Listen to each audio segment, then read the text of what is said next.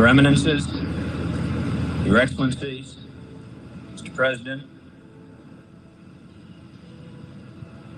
on behalf of Mrs. Kennedy, her children, the parents and sisters of Robert Kennedy, I want to express what we feel to those who mourn with us today in this cathedral and around the world.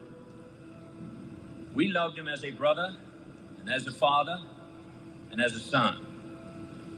From his parents and from his older brothers and sisters, Joe and Kathleen and Jack, he received an inspiration which he passed on to all of us. He gave us strength in time of trouble, wisdom in time of uncertainty, and sharing in time of happiness. He will always be by our side. Love is not an easy feeling to put into words, nor is loyalty, or trust, or joy. But he was all of these. He loved life completely, and he lived it intensely. What he leaves to us is what he said, what he did, and what he stood for. A speech he made to the young people of South Africa on their day of affirmation in 1966 sums it up the best, and I would like to read it now. There is discrimination in this world, and slavery and slaughter and starvation. Governments repress their people. Millions are trapped in poverty, while the nation grows rich, and wealth is lavished on armaments everywhere. These are differing evils, but they are the common works of man. They reflect the imperfection of human justice, the inadequacy of human compassion, our lack of sensibility towards the suffering of our fellows. But we can perhaps remember, even if only for a time, that those who live with us are our brothers, that they share with us the same short moment of life, that they seek, as we do, nothing but the chance to live out their lives in purpose and happiness, winning what satisfaction and fulfillment they can. Surely this bond of common faith, this bond of common goal, can begin to teach us something. Surely we can learn, at least, to look at those around us as fellow men. And surely we can begin to work a little harder to bind up the wounds among us and to become in our own hearts brothers and countrymen once again. Like it or not, we live in times of danger and uncertainty, but they are also more open to the creative energy of men than any other time in history. All of us will ultimately be judged, and as the years pass, we will surely judge ourselves on the effort we have contributed to building a new world society and the extent to which our ideals and goals have shaped that event. Our future may lie beyond our vision, but it is not completely beyond our control.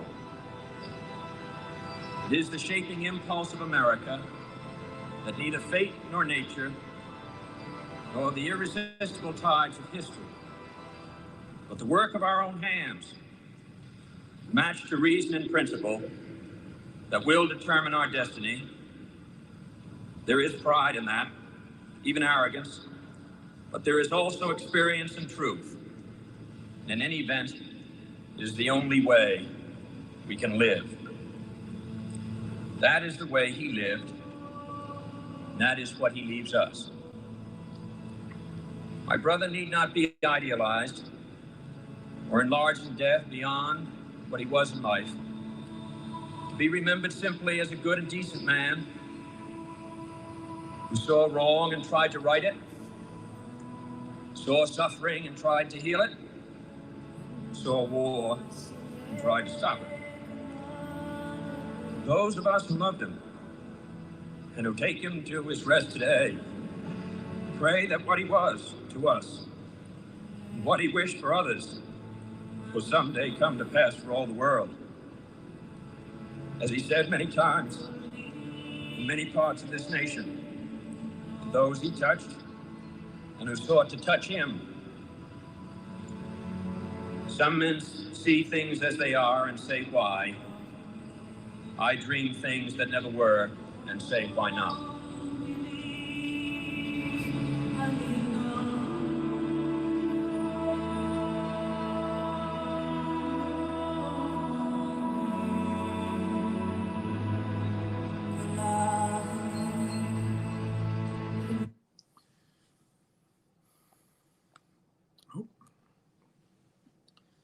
That out of the way.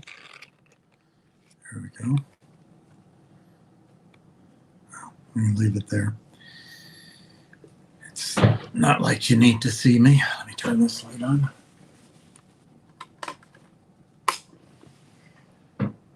Oh, there we go. All right.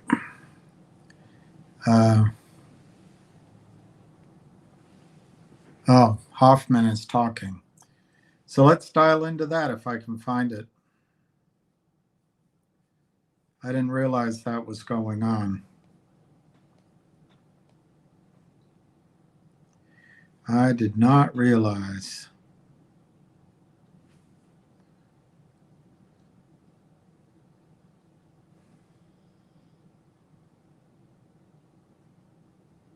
I guess that's not legal advice. There it is. That's kind of the order of events. So this is great. I thought I went through the language again, I thought the language of the court was just on point and devastating. Really, I thought it was devastating to GTI management. I think it reflects what went on. I agree with the court's findings about the gross mismanagement, self-dealing, etc., that's reflected in this particular order, the minute order. And to be honest, the language was better than I could have ever hoped for, really. And I appreciate the judge having stepped forward, not being passive, and to reflect what he saw were the problems that existed with GTII. Doesn't guarantee that, that everything's going to work out. Does not, unfortunately. But without this, because right now we're in a status where we can't even trade it. So as far as I was concerned, we were dead. There was nothing we could do. So now we are, to me, it appears like the momentum has changed. And I think we are on we have the momentum now. And if we can use that momentum, change the trading structure, clean up the company, generate revenue, get recruitment, then we are back in business. But that remains to be seen. But that's kind of the idea we're looking forward. That will be the idea. So I expect there'll be a bunch of litigation still ongoing as to this language and this document and the filing and all that other stuff. But the findings, again, were devastating. And the findings are the findings. This is what the court has found. What happens, I can't guarantee, but the court has basically just seared GTI management with the multiple claims of gross mismanagement. And by the way, this doesn't even talk about, if you recall, at the hearing, I don't know if you recall because you weren't at the hearing, but at the hearing, the attorney for GTII, when they were asked about that 36 million of shares that was canceled. So what happened was in or about January 25th of 2023, about 65 to 70 million shares approximately were issued by the board to insiders and foundations and other stuff. I don't think there's any justification, or I'm not aware of any justification for that, I would say. And eventually those shares were canceled 18 months later because of they were issued erroneously or inadvertently or whatever nonsense. So it'd be interesting to see, for example, if we're able to recoup those additional shares. If 65 million were issued, but they only returned 36, what about the other 30 or whatever the difference would be? And where are they? And who has the money? who got paid on those. We also have issues. These are issues because they haven't been answered about why there was a more cash, or why the cash position changed from 22 to 23, about the auditor change, etc. But the judge seemingly got it. We will obviously learn more down the road. And again, I'm really thankful that, again, I didn't know how the judge was going to rule, so I prejudged how he had done. But I was impressed, and by his order, he really did get it. And we need more judges like this, that if they see misconduct, they call it out, and they really specify it. And from the grand scheme of things, if his findings of fact, and if this case goes forward and went to trial, and these findings were proven, the defendants would be in great jeopardy, I think, of being liable for punitive damages too, which might potentially wipe them out entirely. Now, I don't know that. I'm speculating, of course, because it doesn't necessarily mean that these findings will hold out all the way. Maybe some will turn out not to be correct. Maybe there'll be additional ones. But if the tenor of the misconduct is proven and the case went to trial, and who knows if it's going to go to trial, most cases don't for all kinds of reasons, I think the defendants would be at risk of punitive damages. And that was certainly not my intention when we got started here. Just to remind everybody, when we got started, we collectively, because I saw myself as an kind of an agent for we just wanted to get a deal done and get rid of management. And we didn't want any trouble with anybody. It's these guys. And I think in an email, or more than one, I sent out to these guys. I said, basically, don't follow the leader here, leading you down the wrong path, at least the way I see it. Get out. And they just could not get out. And I really had hoped, I tried to express that, I really had hoped just for them to kind of get the picture and get out. And I really don't understand really why they did not. Perhaps because the what shorts the are judge found financing here involves maybe events and facts which go way beyond what is even stated here and might be problematic. I don't know, by the way, that I do not know. But I wish they would have resolved it and we wouldn't have to get to this point where the court literally just skewered them. So I don't know if I have anything else to add to that, but once we get the next document, obviously I'll report when our counsel has the final proposed order, I will go over that. And if there's anything different than what we talked about here, we'll kind of talk about that.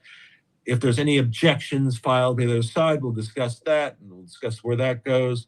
Once the order is issued, we will talk about the issued order and what the powers of the receiver will be. We might discuss timeframes because I'll try to get more information in terms of kind of what timeframes are. And we'll discuss potentially, appeals, et cetera. I know that in that catch-all Pam is calling.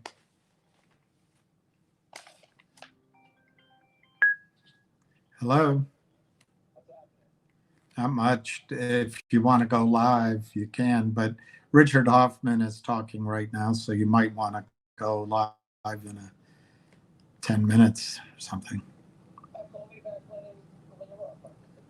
All right. Bye. That would be tough to appeal. So the 10%, by itself, theoretically, could you appeal? Yeah, but I think that's a tough one too.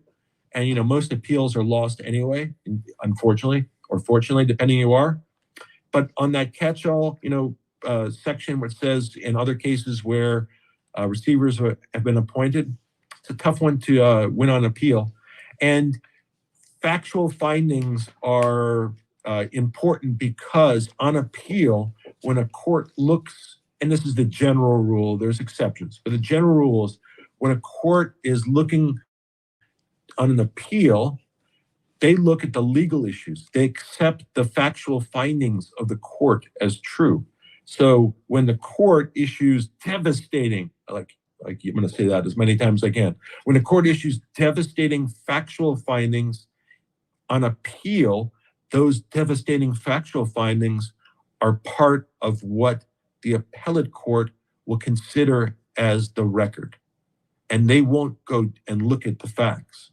So that's why I found these particular factual findings involving grossly mismanagement. It says grossly mismanagement.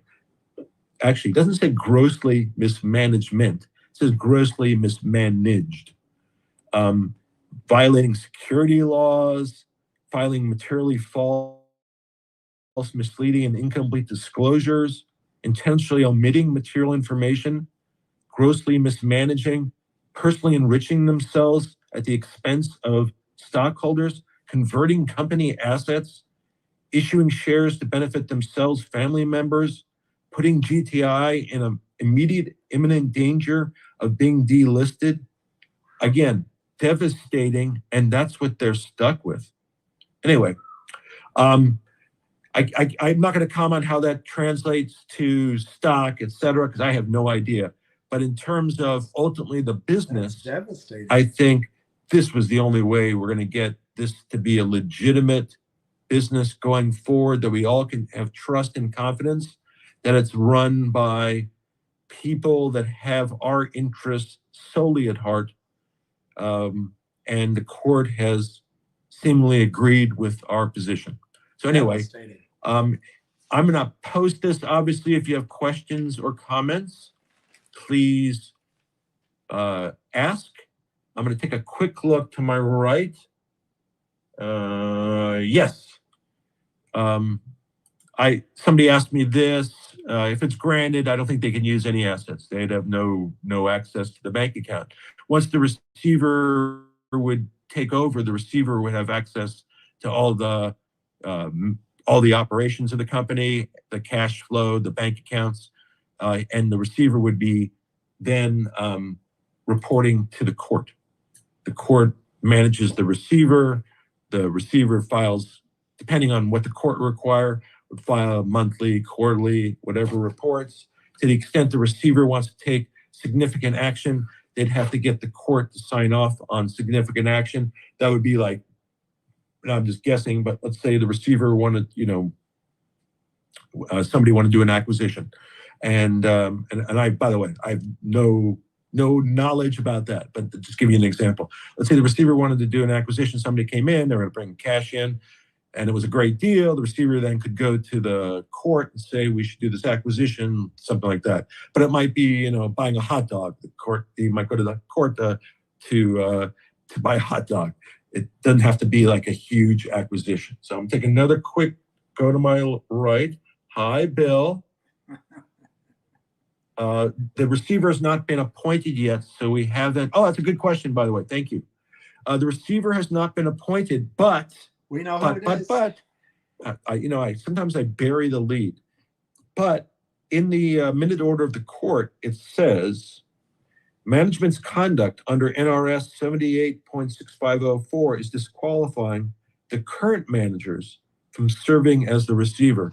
Yay. So in their request, I think they had asked Mr. Rabari, to be the receiver. Yay, no Rabari. The court is kind of saying that they can't. No and Rabari. What that section is, I'm not a Nevada lawyer, so I can't interpret Nevada statutes, but I think it says that they won't get any priority as potential receivers if they've been negligent or had some type of misconduct. I think that's what that section suggests. And the court, in answer to Billy's question, has said those guys can't be the receivers. So Mr. Rabari could not be the receiver. So if, in fact, a receiver takes over, if this follows through, and the receiver takes over, I think that's entire operation, et cetera. That's a new company. And again, I'm sure it's going to be fought. Recall, Rabari's already received 8 million shares. I looked at one of the filings, and I don't know obviously I'm not going to say anything obvious, but there may be a situation where the future shares are contested. There may be a situation where the past shares are contested. I don't know if that's my particular issue. I did tell opposing counsel in the defamation action for me apparently accusing management of misconduct, that they had opened the door for me to go after Rabari in that action because Rabari sued me, even though that wasn't supposed to be the idea. If you recall, or maybe you don't recall, they sued me. They filed an original, they served me with a letter, because I like to repeat this because it was annoying. 6:30 a.m. on a Sunday morning at my house, they served a copy of a letter they emailed to me asking for a retraction based on the comments I had made, claiming, apparently, that GTI management wasn't doing a good job. Truth is So a defense. they emailed me a letter. It was addressed to my office, but they didn't send it to my office. What they did is on a Sunday morning at 6:30 a.m., a process server comes and accosts me and hands me a letter. So I was annoyed, to say the least. And then at some point in time, and I had multiple reasons for doing this, but in their filing, in their defamation, so they sent me the letter. The letter basically says, here's 20 statements. And it was, I thought, nonsense, but that was my view. Here's 20 statements. They're defamatory, so retract the statements. But they weren't quoted, and it was like, look at this 28-minute video and find where you say dog ate the cat, and that's defamatory. Of course, I'm exaggerating, but it was really bad. So I sent him a letter. I said, and I gave him 15 different things, including quote the remark, giving me the context, explain it. Just don't say dog ate cat in a 28-minute video, and that's supposed to really constitute something. And instead of explaining it, what they did is they filed a complaint. And they might have then quoted two things, maybe. So they had, and I don't remember, I'm just guesstimating the numbers, but let's say they had 20 statements and 2 of them had quotes. And I looked at it, and besides, I thought it was a POS, but that's just my view. I then contacted them because I noted they didn't have a jurisdictional paragraph. So they were filing in federal court. To get in federal court, there has to be something called diversity jurisdiction, which means all the plaintiffs and all the defendants have to be from different states. So I'd heard before that David Reichman had mentioned many times and boasted, at least that's what I was told, that he lived at the Beverly Hills Hotel, drove a Bentley, and if you recall in the Las Vegas complaint, upon which this receivership matter came through, he had given apparently, between the two of them, close to like 1.5 million shares to his masseuse and his mechanic.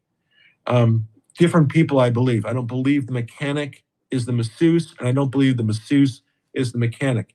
But apparently between the two of them, he gave substantially over 1 million shares, which I thought was probably not a good idea to do, because it might be questioned why you'd be giving, like 850,000 shares or whatever the number is to your masseuse, unless they were a really good masseuse. But he was apparently telling everybody he was from the Beverly Hills Hotel, and that's where he resided. So I saw in their filing, they didn't list where he was. They didn't list the basis of jurisdiction. They didn't say he was not in California. So I brought up the point, they contested it, they gave me a declaration that says he's in New York, even though I think he's not, he perhaps is maybe not being 100% accurate there. And so we're now in federal court in Los Angeles. But that's the matter upon which Mr. Rabari came in.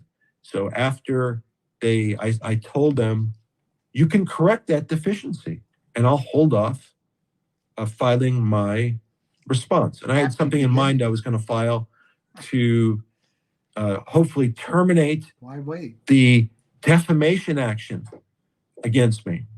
But I didn't want them to have the opportunity to amend their complaint after I filed the motion.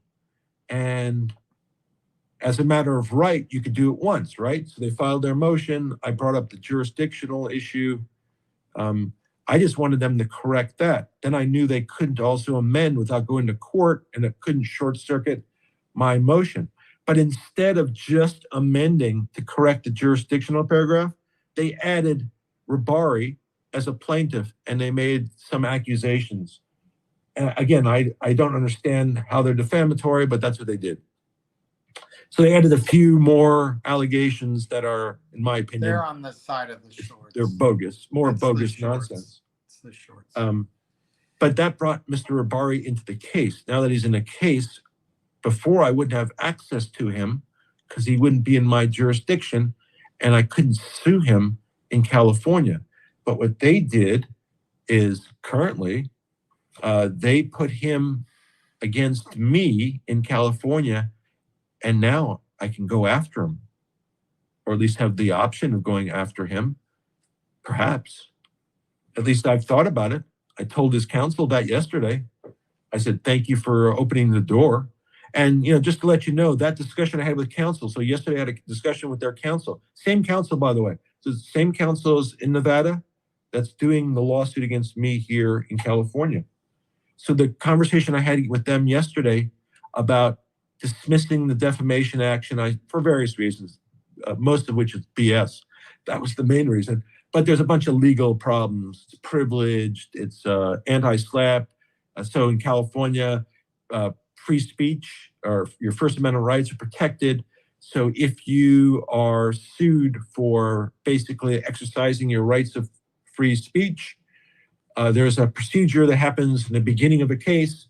If you establish that first part, then the other side now, the party that's suing, has to establish that they have a likelihood of prevailing on the merits. If they don't prevail, that's called a SLAPP, a strategic lawsuit against public participation. I think that's what it stands for. Basically, it's to shut up anybody using their First Amendment rights. So if you establish you're exercising your First Amendment rights on something that's a public issue, how about talking about GTI to investors, for example, then the burden shifts to the other side to show they'd win on the merits. And they'd have to show why, if I said, for example, that they weren't doing a good job, they'd have to show on the merits why they're doing a good job. Now, it might be difficult, I would think, just my thought. When I went through and I talked about it, I guess I might as well talk about it again.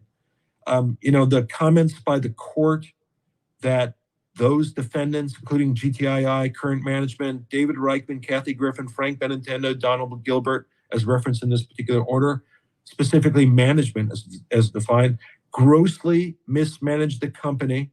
I'm going to do it one more time. We'll do it one more time just to have some fun on the way out.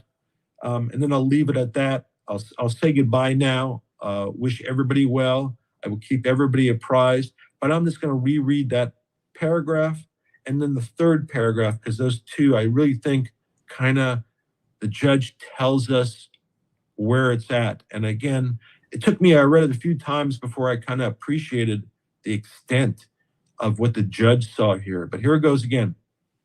The court finds that regarding the first factor, that's about the likelihood of plaintiffs' shareholders to win, plaintiffs will likely prevail on their claims against Global Tech Industries, GTI, current management, defendants David Reichman, Kathy M. Griffin, Frank Benintendi, Donald Gilbert, collectively management. Specifically, management grossly mismanaged the company by A, failing to file required disclosures, B, causing the company to be delinquent with the OTC Markets Group. Call from unknown.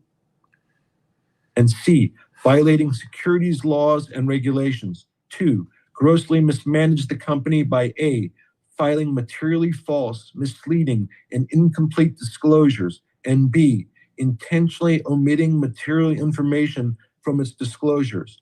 3, grossly mismanaged the company by A, personally enriching themselves at the expense of GTI and its stockholders. B, converting company assets, and C, issuing shares to benefit themselves, family members, friends, affiliates, and other related parties. And 4, put GTII in immediate, imminent danger of being delisted by the OTC or worse, potential regulatory action by the SEC. And then skipping a paragraph, going down to the last line, just to kind of fill out the flavor of the court. Finally, regarding the third factor, the court finds the balance of hardship favors plaintiffs. In this case, the balance of the hardships heavily favors plaintiffs. Management has already caused GTII to issue fraudulent financial disclosures, omit material information to the public and shareholders, and cause net operating losses exceeding $96 million over the last 2 years. Management's actions have endangered GTII's ability to continue to raise capital on capital markets, caused it to violate federal laws, and caused it to suffer serious financial losses. Thus, any further transfers or disclosures by GTI pertaining to GTII's assets will result in immediate and irreparable harm to GTI, its shareholders, and uninformed investors. And again, that is harsh, and that's a mic drop. So have a good day. We'll talk soon. Be well. Thought that was a great ruling. No kidding. He's good. All right, so that was Richard Hoffman. Ham's called a couple of times, so I'll try to wait for him to call again. I was talking, we're going to go over this article later. Profit when American energy is unburdened by what has been. We'll go over that. I just, there's a fantastic oil opportunity, which as I'm thinking about it, would be a perfect fit for GTII if GTII doesn't take too long. Problem is GTII's in legal action, and so the money coming in would probably shy away, but maybe a different company. But things are exciting for American energy. And that's that. I'd say that it wasn't a masseuse with a happy ending. It was a happy beginning. They couldn't wait for the ending.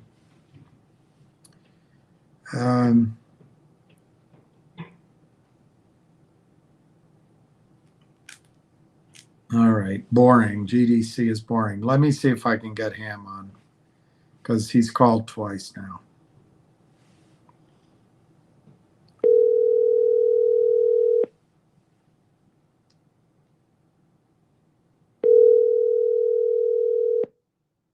Hello.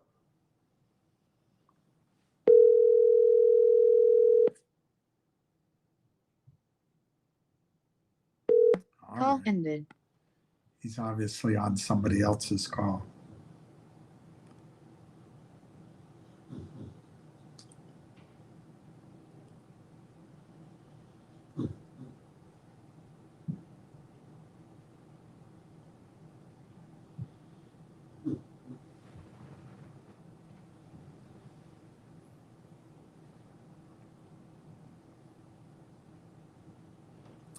All right, so I'll start reading this since he's not calling back.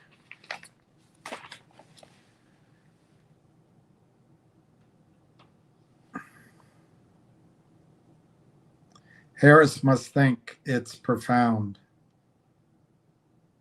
If you're like me, this is Dan Amos, it's a chilling statement because there is no coherent message in what can be. And what burden is she talking about? This motto can be applied to almost anything. If the burden is the regulatory state's smothering of American energy, then by all means reduce regulatory burdens and let's start drilling. I suspect this is not what Harris means. She has been slow to recognize an important but subtle pattern. The Green New Deal is failing. Even voters in Europe are rejecting it. The deal I'm looking at now is green. It involves sequestering carbon dioxide, and it's great. Uh,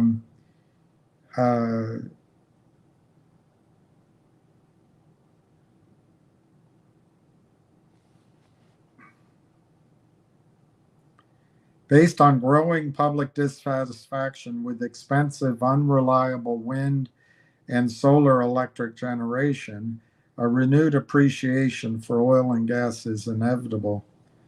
A second Trump term would hasten this trend.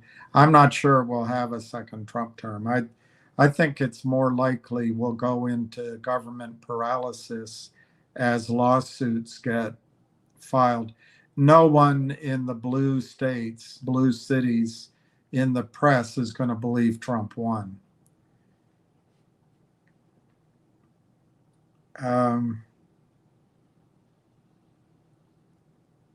Donald Trump proposes a revival of the American system. I think that'll happen under Harris as well, just because there's no choice. Investors should prepare for higher tariffs on Chinese imports. I think that'll happen under both. And tough bilateral trade deals. I think that'll happen under both. With many other trading partners, including Malaysia, India, Indonesia, Brazil, and members of the European Union included. And Jim Rickards expects that a revival of the American system will make the United States an attractive destination for foreign investment in semiconductors, manufacturing, mining, energy, and automobiles. As long as Camelot does not raise corporate taxes. The Supreme Court's ruling, blah, blah, Chevron of defense, rollback regulations, blah, blah. In short, the setup for an oil services boom, oil services, is falling into place. Oil service companies are starting from a healthy position. They made the shale revolution possible. The record high production of oil, natural gas, and natural gas liquids has been a powerful driver of the United States economy in recent years. Not even the Biden administration's climate obsessed EPA. And remember, I believe climate change is real. I'm not on the side of the oil and gas people that just poo-poo it. Anyway, that could not dampen the EPA American productivity in the oil patch. The shale revolution, in turn, has given the U.S. geopolitical and financial advantages, has given the United States geopolitical and financial advantages, which foreign adversaries can only dream about. To play the diffusion of technology, including AI, in the oil patch, we recommend buying Schlumberger, SLB. It is the best managed, most technologically advanced oil services company in the world. Formerly known as Schlumberger, SLB's legacy goes back more than a century. Conrad Schlumberger, the French namesake of the company, started tests on what was to become known as wireline logging in 1910. 1910. That's when my grandmother was born. In 1912, using very basic equipment, explains SLB's website, Conrad recorded the first map of equipotential curves at his estate near Caen in Normandy. I got to put my glass, it's hard to read. And then he used his survey with iron mines in the area. The resulting maps confirmed that Conrad's method could detect metal ores. It also revealed features of the subsurface structure. In other words, Schlumberger led the oil industry's exploration efforts from mildly educated guessing to a more rigorous scientific process. It caused a quantum leap in productivity and was a boon for capital efficiency. The dude died in 36. They're using AI tools. Schlumberger operates, SLB operates in a data first business. Oil exploration produces mountains of data. AI enables SLB to process every piece of data in minutes. With automatic data analytics and machine learning, SLB engineers can quickly identify patterns. They announced an investment agreement with Geminus AI. They will deploy the first physics-informed AI model builder for oil and gas development. It took just days to create, including the underlying hybrid AI model, and has the capability to evaluate 20,000 complex scenarios in under a tenth of a second.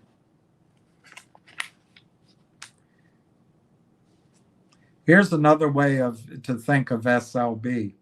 It's like a collection of medieval monks who preserved important classical knowledge in the dark times. In SLB's case, they are preserving knowledge of how to manage a deep water rig project in 10,000 feet of water, or advising Saudi Aramco on how to get the most out of Garwar with water floods without damaging the formation underground. These projects are not for the untrained, the novices, or the faint of heart. SLB gets paid the equivalent of juicy retainer fees that come from the big CapEx, capital expenditure budgets of the IOCs, the international oil companies, Exxon, Shell, and the national oil companies like Saudi Aramco. These economies are not going back to pre-industrial status, whether or not the overly educated people out of the Northeast want us to return there. Oil demand keeps making all-time highs in countries like India. EV demand forecasts are proving faulty.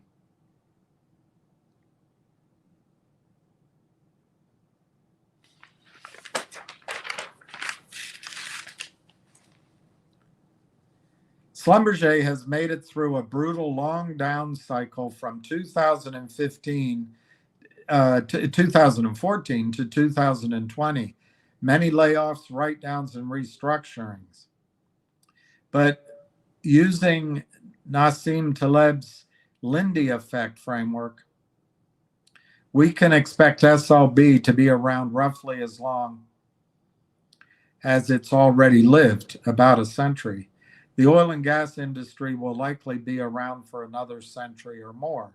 Here's the best part. The Schlumberger does not draw any new competition. This goes for refineries, oil tanker fleets, offshore rig companies too. No startup money is going into these markets, so returns on capital and margins going forward should be higher and steadier with smaller booms and busts. Oil and gas is too valuable as a feedstock in plastics and chemicals to have cost competitive substitutes anytime soon.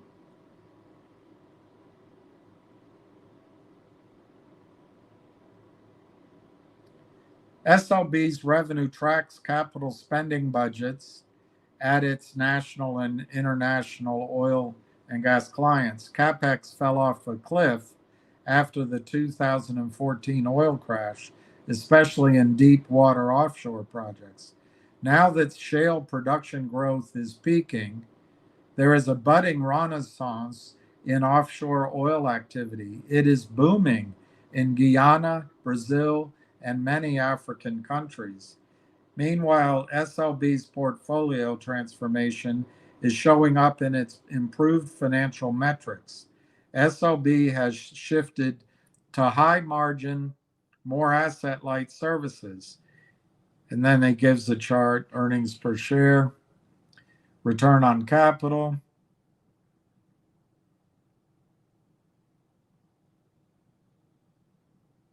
The COVID oil crash terrified SLB's board into taking aggressive action to improve the balance sheet.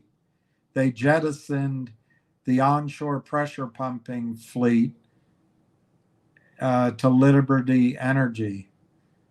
SLB's return on invested capital has risen rapidly since then, and it will continue to do so. In November of 22, management committed to returning over 50% of free cash flow to shareholders through dividends and stock buybacks, with the balance going to acquisitions or debt reduction. It has a yield of 2.4%. The quarterly dividend could easily double in 5 years. So in the future, based at today's price, it would be 4.8% and growing. Here's the best part. The expectations embedded in the stock price of SLB are modest and therefore easy to surpass. The stock trades at only 12 times forward estimates. Outside of crisis periods, that's the lowest its PE ratio has been for decades. SLB's rising return on invested capital could pull its PE ratio into the high teens. Stack a higher PE multiple onto a higher earnings trend, and total returns of 50% to 100% in SLB are achievable over the next 2 years. Buy SLB up to $53 a share. Well, Ham hasn't called back. He must have gotten annoyed.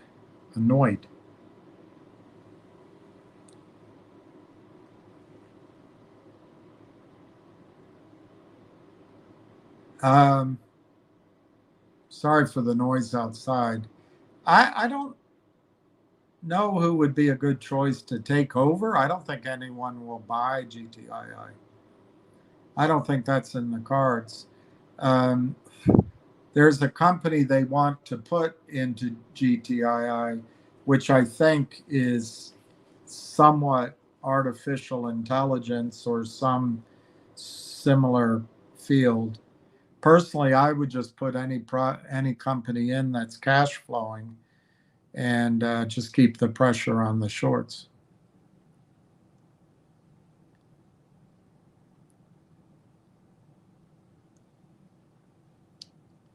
I'll give it one more minute before I call Ham again. I guess he got on another call. GDC was as high as 628 today, but the volume's really relatively low.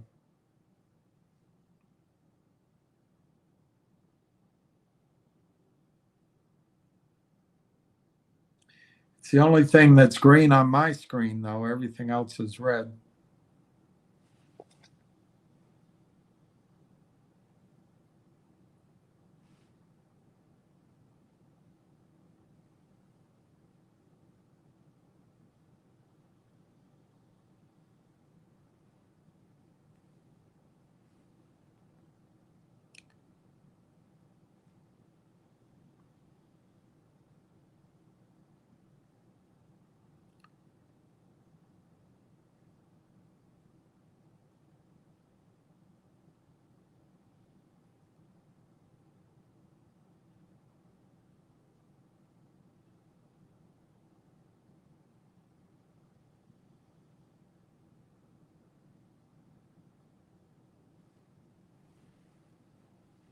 And I'm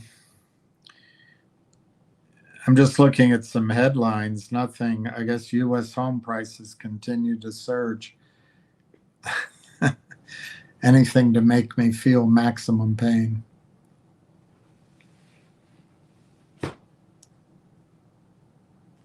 No, don't.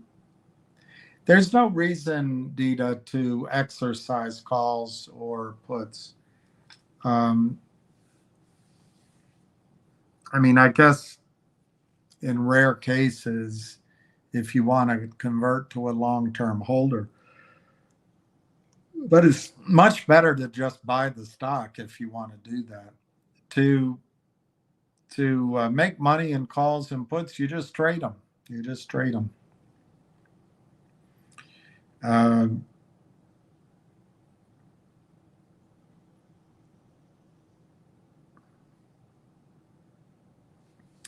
you're right to call them premiums because usually it is a premium. Not always. Sometimes there's not much premium. Selling covered calls against finger. That's probably best done when the stock rallies. Right now, you won't get a large premium for those calls. But if I were to do it, I would do it in very short months, which means not collecting very much premium, maybe 5 cents, 10 cents, 20 cents, 25 cents, because there'd be less chance of exercise in that case. And I would just do it month and month out. If you sell covered calls, you run the risk of losing your position if in fact you believe a short squeeze is coming. I'm a little less sanguine on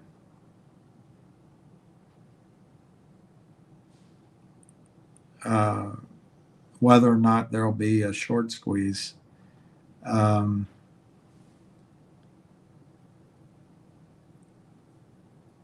In finger yet. I'm not 100% sure.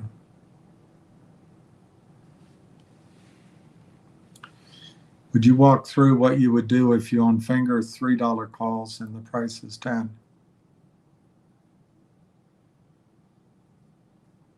What I would do if, assuming that happened sort of overnight, I wouldn't be in the $3 calls if it took weeks to go to 10, but let's leave that aside. Let's say that happened over a 2-day period. I would sell the calls, and I would probably buy, if I wanted to be in the calls, I would probably buy the 11s or the 12s going out a month or so, maybe 2 months. And I'd take the rest of the money off the table. So you could probably at $10, I'm assume you mean the stock. The calls are probably, the $3 calls would probably be trading for $8, maybe even close to $9, depending on how frothy the market was. You could sell those, take your profit, and buy the 12s or $15 calls. Spend $1 on the 15s. I don't know. You probably lose that money, but at least you're still in it in case it squeezes. That's how I would do it. I would not exercise. I would not exercise.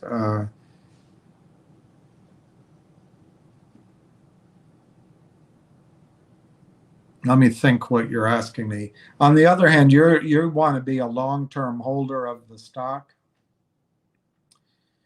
And if that's your decision, it may make more sense, just like you say, to exercise and then come up with the $3 a share to buy the stock and then own the stock. If it rallies, you can sell calls against the stock. I can see reasons to do that.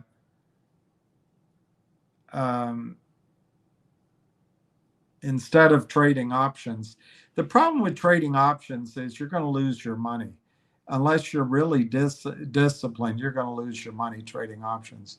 You won't lose your shares if you own the finger. So I can see why you would do that, Gretchen.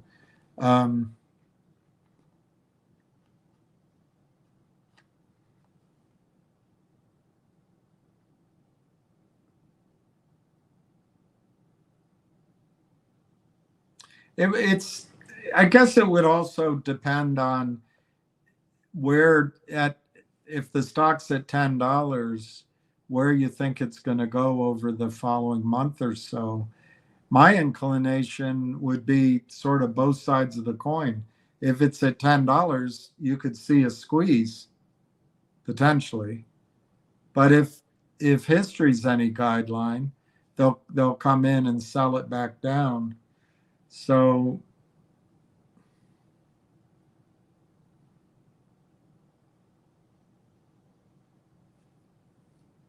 the problem with exercising the calls is you put more money at risk. Just selling and taking the profit is what I would focus on doing.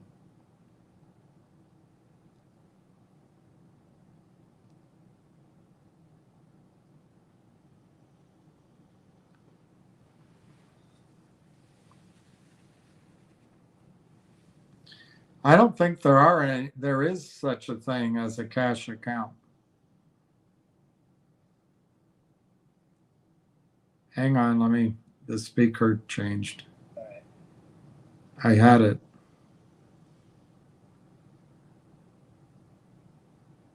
Battery 80%. Connected to. All right. Oh, no. Okay, you should be on. No, fuck. Hey, no cursing. There you go. You should be on. Hold on, tell my friend, going live now. Hold on a second.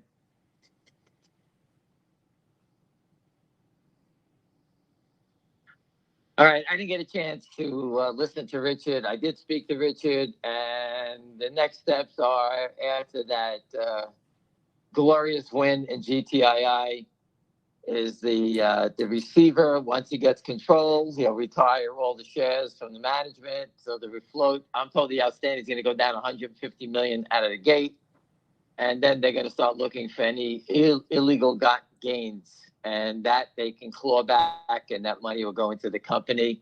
While that's going on, I was told that they work on the merger to announce a merger candidate while they do the audit and get it back up and trading. That's it. As the steps happen, we'll know about it. But as far as investing and trading in it now, you can't do anything. It's in a gray market. Nobody can trade in a gray market, and that's just the way it is. All right, so it's a great day. It's not going away. We got the proof. We got 500 million. Who knows how many more million shares short. And that's going to come, and it'll be a story that will keep moving along as we go along. And for those who have been bashing and cursing us, our friends helped turn this thing around. And those are the people that I know that have done the right thing. And one of the merger candidates, if it's approved, is people that I know. So anyone who's been bashing, who's been down and out, who's been cursing us out, you know what? Go fuck yourself. We worked hard to get this thing done. All right? We don't sit around like jerk-offs as a Monday morning quarterback blasting people. We fought as hard as we can. Your government is the one that fucks you. Okay? So this CEO didn't play by the rules, and he got thrown out. That's how it works. All right? If you don't think we're on our side, go fuck yourself. That's the way it is, William. All right? So I don't want to waste any more time on that. Richard's covering it. Shit's going to come out when it comes out. Let me go back to our only friends here. We'll go back to Lynn Partners. And people, a friend of mine tells me that there's a group that's been handing out money all over the street. It's called Armistead. Hold on a second. I'll try to get it to you, William. Give me 1 second, William. Hold on a second so you can actually see this shit. Hold on 1 second, William. Give me 1 second, everyone. We'll get their name out there. If anybody would like to, please report it to the SEC. They know, I'm sure they know who they are. But these guys are the biggest scumbags running around, I'm told. On top of Lynn, there's multiple players here, but these guys just happen to have a. Well, give me one. I'm just copying it and trying to get it to you, William.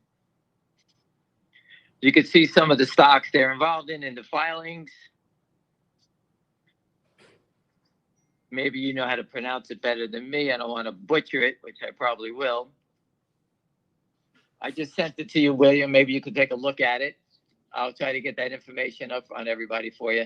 It's just another unregistered toxic lender, just naked shorting as they go along, robbing companies. My friend told me there's a laundry list of names that they've destroyed, and it's right there. All right, so that's something you can talk about later, William. There's plenty of names there. Maybe you can hit on some of the names of people. I don't know the names. I haven't looked at it.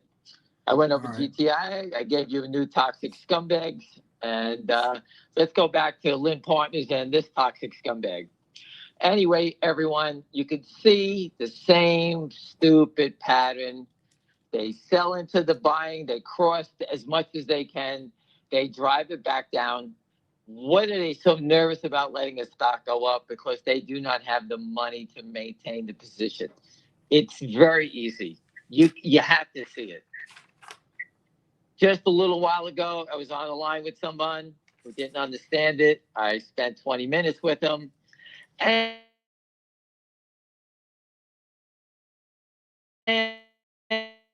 down. Just 243, 100 shares trades. It went to 235, 10,000 to buy. Boom, in 1 second, 10,000 trade. William is 33.36. Now, who in their right mind would only sell 10,000 shares? The person that knows the bid is good for 10,000. So they sold and bought exactly 10,000. Not a share more, not a share less, whatever. That is the classic sign of a prearranged trade. They said, William, I'm going to bid for 10,000. William goes, I will sell you 10,000 as soon as I see it. Boom, it goes up. Boom, I know it'll sell 10,000. The reason you know it's a prearranged trade, because if the guy would have sold 9,000, there would have been 1,000 left on the bid. If he would have sold 11,000, there'd be 1,000 off it on the offer side. Then there is never anything. They cross exactly the amount that's bid all the time. It's a classic sign. They're just doing it because they think no one's watching them. All right, that's a clear sign of manipulation. The stock has come down on no volume, up on 2 million shares, down on 271,000. Out of the 271. I'll say 200,000 is fake. How's that? The buying has been very little. They stopped the momentum. That's number one. Their goal is to stop the upside momentum. They did that yesterday and today. And then they start washing it to make it think people are selling. It's completely false. But it's okay. If they want to sell you cheaper stock, Lynn Partners, it's okay. I have no gripes. I have a friend that bought stock today. And he says, I don't need to chase it. I don't care if I pay 3. I would love to pay 2.5. And guess what he paid? 245, he said. Why wouldn't you want it cheaper? 55 cents less. I think he bought 4,500 shares, 50 cents less. He saved himself $2,000. Right, William? Mm-hmm. That's a nice discount. Everyone on this phone goes to buy a car. I did it for my daughter. We were in there for our little Mazda, knocking them down. Can you give us, this type of tire instead of this? Can we get that? Can we get this? Can we get the stripe? Can we do this? Everything we nickel and dime for.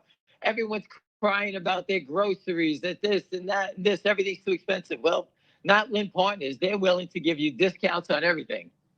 They're the biggest discounter you ever seen. They're like Crazy Eddie. Everything's on sale here. We guarantee the lowest prices. But it's going to come to stock settlement. Their day is coming. The manipulation will end. And that's what's going to happen. Pat Byrne is coming. Pat Byrne has the special dividend.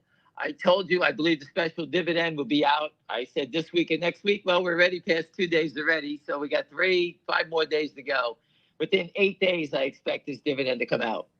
All right. I have a friend that's an attorney. He works with the SEC on filings like this. He looked at the timeline. He listened to the CEO, said they had an exchange back and forth of questions and answers. And based on that, he says it should land in this time frame. So we're trying to land it in a certain time frame. We're trying to guess the time frame is what I'm trying to say. I can't guarantee it because this is the SEC and I don't have any information on that. All right. If the SEC was going to squash this, they would have did it already. All right. So it's coming. It's musical chairs. I'll say it again. It's musical chairs. When the record date comes, everyone that's long needs to have a seat to match their name or something to match their name. IOUs don't count anymore. All right. That's what Pat Byrne did. Pat Byrne did it. I put the story up on Twitter 40 times. Pat Byrne's stock went from 3 to 128. That is a fact. All right. So that's what this is about. That's life changing. These guys, excuse me, Pat Byrne went from 3 to 128. We were just 3. GameStop went from 3 3/4 to 500. Does anyone notice that these stocks always start at these low numbers? Because they sell so much that they're throwing more wood on the fire. They're throwing gasoline on the fire by selling it low. They need to sell a lot more shares down here. A guy that buys 2,000 shares with the discounts buying 2,400 shares. He gets 400 shares for free. And that's what their problem is. They're bringing in every guy like us, peasants, William. We're considered the peasants. Instead of buying 5,000 shares, we're able to buy 6,000 shares or 6,500 shares because of the Lynn Partners discount. All right? There's no way for Lynn to cover. The company has no toxic defenses, nothing. These guys are trapped. It's us against them. Only this time we have the president. We have Donald Trump. We have Pat Byrne coming on. We have J.D. Vance is for the retail investor. We have RFK. He's here for the retail investor. And we have, what's his name? Devin Nunes, who 100% is for us. He's yapping about making short selling as we speak. All right. So this is all going against Lynn Partners. Lynn Partners will be a towel boy when we're done with him. All right. He's going to jail. He should be worrying about those guys, the Anson Fund, and who's giving up who. They may not think they have ties to Anson Fund, but someone at Anson knows them. And I'm sure when they start coming, they're going to say, hey, go check out Lynn. Go check out this guy. These guys all did this stuff. Because when you go into jail, you're going to give up everybody. If I'm going to jail, I'm ratting out fucking William first. That motherfucker. He's the first guy I'm ratting out. I'm sorry, William. I'm just trying to make a point. Maybe if you combed your hair differently. If I comb my hair differently, I would be more angry. I see your point. Maybe if you combed your hair differently. Well, anyway, so this little cha-cha, as I call it, yeah, I've seen it with the Kramers in GTI. I've seen it in Finger Motion. I've seen it in MULN. I see the CELU, blah, blah, blah, blah, blah, blah, blah, blah, Northwest Bio, you name it. It's the same stupid pattern. The SEC is a fucking disgrace. Disgrace. They know this pattern. It's been going on a long time. William, let me just change the subject for 1 second. A gentleman asked me if I knew Robert Steele. Robert Steele was a fighter. He was an ex-CIA agent, and he died in COVID. Whether he got COVID or someone put COVID down his throat, can't remember if they killed him. I'm not sure. But he was making a lot of noise. He had his own site about naked short selling. I did speak to him a lot, and I did give him a lot of information, and you could see it on the site. I don't know if it's still up, but his site had a lot of information. If you look, I gave him a ton of content. All right, and I taught him a lot. And I put up on Twitter, he sent me 2 cups, one from the KGB, one from the secrets, the CIA. He signed it and sent me the cups. That was about 7 months before he passed away. So I did know him. Most of the people in this space I do speak with, I do educate a lot of people on it. This stuff is pretty easy to see if you just take 2 minutes and understand it. I spoke to a friend who's a trader who's been buying Finger Motion, and he wanted me to describe to him the difference between a wash trade and a real sale versus a wash trade. I had to go through it. And he was saying that it's funny. he was bidding for stock just below the wash trade, and that one share traded. He never bought a share, and it just turned and went back up. It just turned around. Once a buyer shows up, the shenanigans stop. You remember, these guys do not want to sell more shares down here. They don't want to do it because all of a sudden they were selling stock last week at $1.72. I told you that. Now they don't want to sell it anymore. They're slowing down the sales. Today is 53 trading days. In 2 more hours, whatever, an hour, 2.5 hours, it'll be 52. The days keep melting away. Donald Trump wins, and we have our people in power. I don't give a fuck what these jerk-offs are doing. Our people in power, okay? Pat Byrne will decapitate them. And I think that's their biggest fear because they know Pat Byrne. All right? I let them know who Pat Byrne is. Pat Byrne will never take a dollar, never do anything. He's here to make things right. You heard the voice recording of Pat Byrne? I don't need to make him do more voice recordings because someone's insecure. Pat Byrne does not fuck around. Okay? When he's angry, he doesn't stop until it's complete. So these guys can play all the games they want. Again, eventually, these guys are going to be in trouble. That's it. There's nothing to say. Same thing happened to the Credit Suisse guy, right? William Holland, what was his name? William Holland? I forgot his name. Bill Wong. Whatever that guy's name. Whatever his name was. He thought he was like Bernie Madoff. He's going to jail, right? Andrew left. I'm the best. I'm okay. Where's he going? He's going to jail. All right. The shit has turned. The worm has turned, William. The bad guys are starting to get the heat. And guess what? When they start getting the heat, they're all going to fold. That's what's going to happen. This game is over. The play is to the long side, not the short side anymore. The rules are going to be squared. The shorts are going to be exposed, and they're going to be forced to cover. That's just the way it is. The system is in jeopardy of falling apart. Everybody knows the game is slanted. I can go on Twitter at any time and hit up all these crazy names, and all you see is naked short selling fraud, this guy, that guy, this guy. Everybody's saying the same thing. What kind of equity market is it when everybody yells it's a complete false? It's a fraud. Everyone yells it. Many years ago, it was just me. Now everyone is yelling it. All right.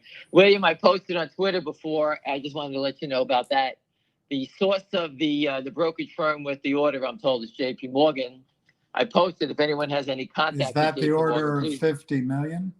Yes, that's what I'm told. JP Morgan, that's pretty huge. Well, listen, I don't have the order. I asked anybody with contacts to JP Morgan if they can check it out. Please get back to us. Maybe they can offset it with their short silver position. So who knows? Let's see what happens, but that's the source of it. So the calls must be coming out of there. And as we speak, the 200 shares for sale in Finger Motion has dropped from 41 down to 37. There's 100 to buy, 200 for sale. The volume's 275. I say those numbers because I embedded in my memory. So if I look away, I can see what's going on. I know 275, 100 by 200. And I memorize what's going on. And that's how you trade. Again, there they go. They dropped 100 shares, disappears. Who's playing this game all day for 100 shares? There, the 100 shares goes, no trades. It's just remarkable that someone's here doing this all day long. They're trying to change the market cap of a company selling 100 shares. Do you realize that's what they do, William? Mm-hmm. That's what they try to do. And the market cap of the company, the whole company, is based on their stock price. And this whole thing is based on some guy manipulating 100 shares back and forth. We have to sit here and watch this every day. Your account goes up and down based on these 100 share trades. We call them odd, ODD, odd lot trading, meaning small trades. All right, that's what they're doing every day. Why are they doing small trades, everyone asks? Because small trades, no one believes you can manipulate the market in small trades. If they're doing 50s and 30,000 shares, everybody looks for the whale. Who's doing this? Who's the seller? Who's doing what? So they do these weird amounts all day long. Weird amounts add up, though. All of a sudden you see a trade 1864, then 200, 300, 200, 300. Before you know it, that's 2,500 shares. And now they wash 2,500 shares, and that's how they keep doing it. Anyway, just go back to GDC for a second. Again, the rumors on the street, there's 50 million around to buy it. The rumors coming out of JP Morgan. That's what the guy told me. I have no access to that information. I'm just passing it to what I hear. It looks to me like someone is definitely trying to buy. It just keeps, the volatility is added a name to the downside, and they're sort of controlling the volatility to the upside. Every time it starts to get a little momentum, it stops. It gets a little momentum, it stops. But if there is a real buyer like this, like I told you before, sooner or later, the thing will just take off. I hope it works for everybody. I told you my wife's friend owns the stock. I hope it goes. And that's all I know about the stock. All right. That's my 2 cents about it. If you want to gamble, go buy one share. See how it works out. Learn how to trade it if it ever goes crazy, right? If it runs to 50, 60 bucks, at least you got one share or 100 shares. All right. You don't have to go crazy. We don't know much more about it than you just heard. Finger motion, we know everything about. And I ask you every day to give me questions about it, and people just don't seem to have it. All right. So there's the bid dropped.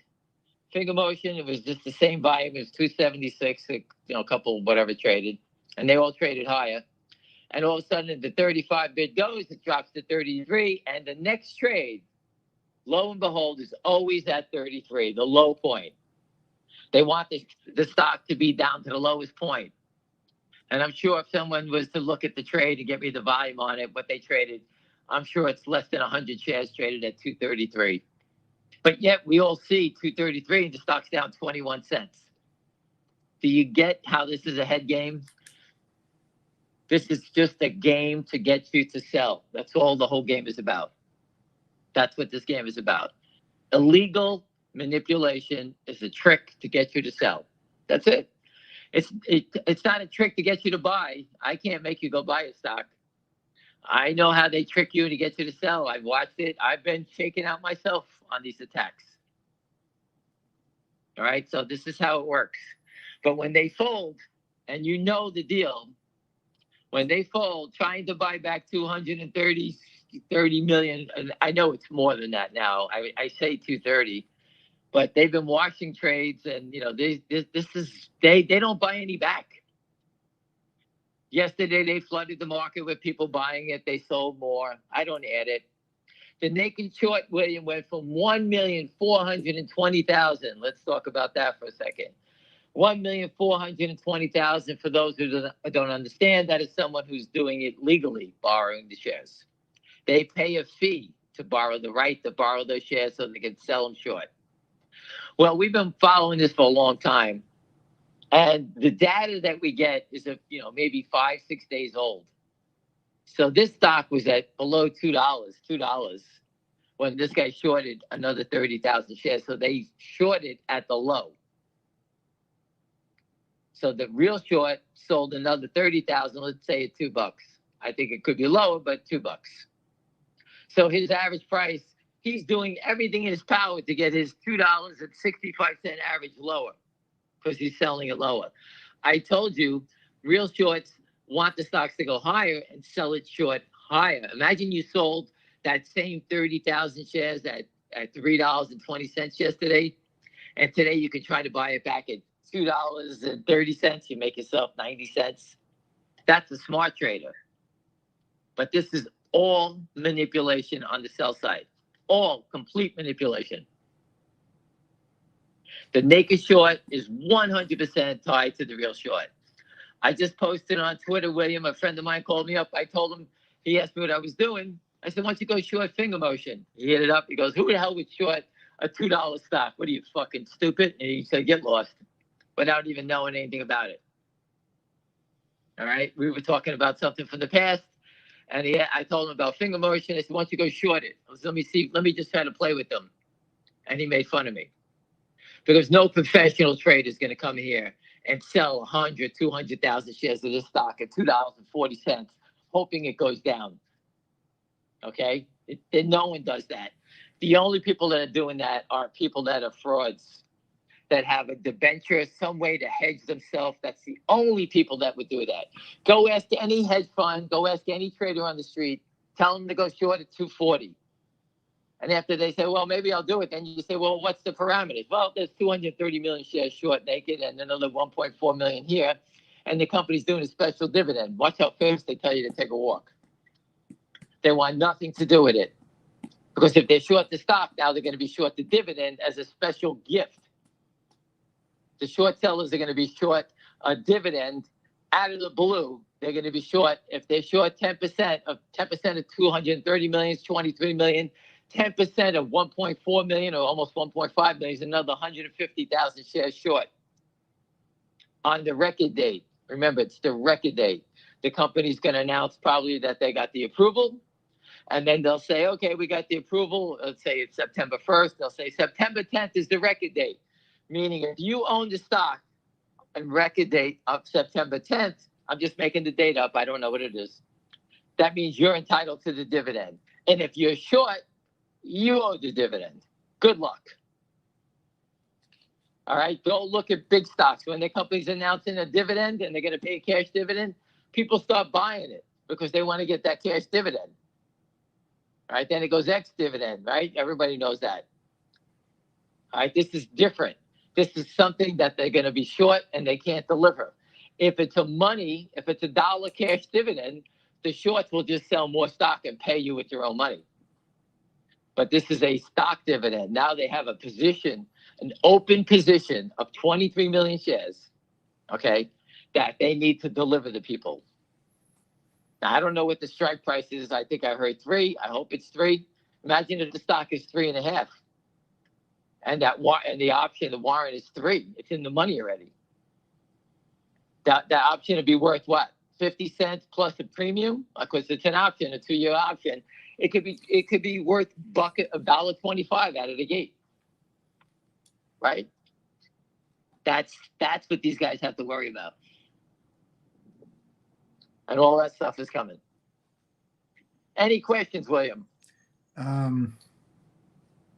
GTII, that's the first inning. We won the game, and now the other things have to happen. Richard will update you on that as it goes along. You can't trade the stocks, so don't get consumed about it right now. The game's not over. The game will get better, and we're going to do everything in our power to get the merger partner in here. The receiver has to do the audit. The receiver has to do all the clawback of the shares. So as fast as he moves, Richard will keep us up on it. He's an attorney. He knows how to read that stuff.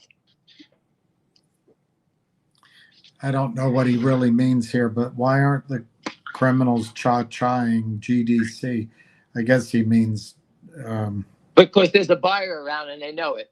My friend just texted me, 7 shares sold at 233. 7 shares, people. On finger. Yeah, that's what they printed at 233 to get you to panic and say, oh my God, the stock's trading lower. 7 shares times $2. That's what traded. Your whole investment decision is based on that 7 shares of stock that they sold. And they're selling 7 because they wanted you to sell 5,000 shares. That's why they sold 7. I answered this question, but maybe you can. What if you own the $3 calls on finger and the stock went to 10? What would you do? Would you exercise your calls? No. Why would you exercise your call? Sell the call and go buy another call. If the stock goes from 3 to 10, you own them at 10 cents. 10 cents to $10, you're making $7. Take away 10 cents, you're making $6.90 times every contract that you have, right? You turn around, you sell those, you buy the 15s at 10 cents, and you're playing for free, and you put all that profit in your pocket. If the stock goes to 100 minus 15 is your profit then. And that's how you play with the least amount of risk with the most upside. That's on stocks that you believe have tremendous, infinite, or a high level of return on the way. For example, a short squeeze. Like Apple Computer, I think it's, I don't know, let's say I don't even know what it is, $2.25, $225, let's say. So I think Apple's going to go past 300 in a couple of months. What's the reason? What's it going up? I don't think it's going to make it there. So I wouldn't do it in Apple. Finger motion has a better chance to go into 300 than Apple does. Because if someone has to buy back 233 million shares of 230 million shares of stock, that's going to go past 300, fast. And that's the game. And that's why you play for the home run swings in games like this. Does everyone understand that? I A think little so. nod, yes or no? I think so. All right, that's why we're here. I put up the sign. The best business on Wall Street is the short squeeze. So where's the GameStop people? They had a business that was going out of business, right? And they turned it into a monster business. They got $4 billion in cash. Now they're building a business. Isn't that funny how the whole thing just turned around on a short squeeze? Now the company is hiring people. They hire people. They pay them salaries. The people commute to work. They spend money. They go to dinner. They buy cell phones. They go on vacations. They buy insurance. It's just amazing how the whole thing starts to turn. When they naked short it down to zero, these group of animals just steal another $1 billion. It's in with a small network of people, and everyone else is fucked. Does anybody understand that one yet now? Does that ring a bell to anyone? They did it in Northwest Bio. They killed it, stole billions from it. CVM, same thing. CELU, MULN. All the money that guy spent to build his batteries, whatever the hell he's trying to do with his cars. Before we know, it's the best car ever made. I don't know. But he was never given a chance. He was always under attack. Needed money. Of course he needs money. How are you supposed to build something? Was he supposed to do it with paper? He needed to build cars. He needed technology. He needed space. He needed to hire people. And that's the problem with finger motion. All those things that we just described, finger motion does not need. Finger motion does not need what we just described. So Wall Street is always looking for somebody to come to them and beg for money. And what do they want? We'll give you money, but you got to give us stock cheaper. We want cheap stock. We want warrants. We want this. We want everything because we're going to give you money. Even though you've been doing this 3 years, we're showing up today. We're the saviors, not you. That's how they look at. That's how they treat companies. And the CEOs looking around, their lawyers, like William always say, hey, we got to take this money. We'll have a going concern if we don't take the money. And that's the threat from these guys to the companies.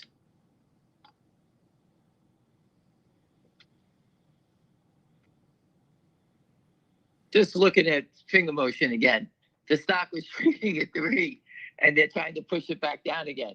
Where are they trying to push it? Why does the stock deserve to get pushed back down? What did the company say? Company say anything? Hurry up, push it back down.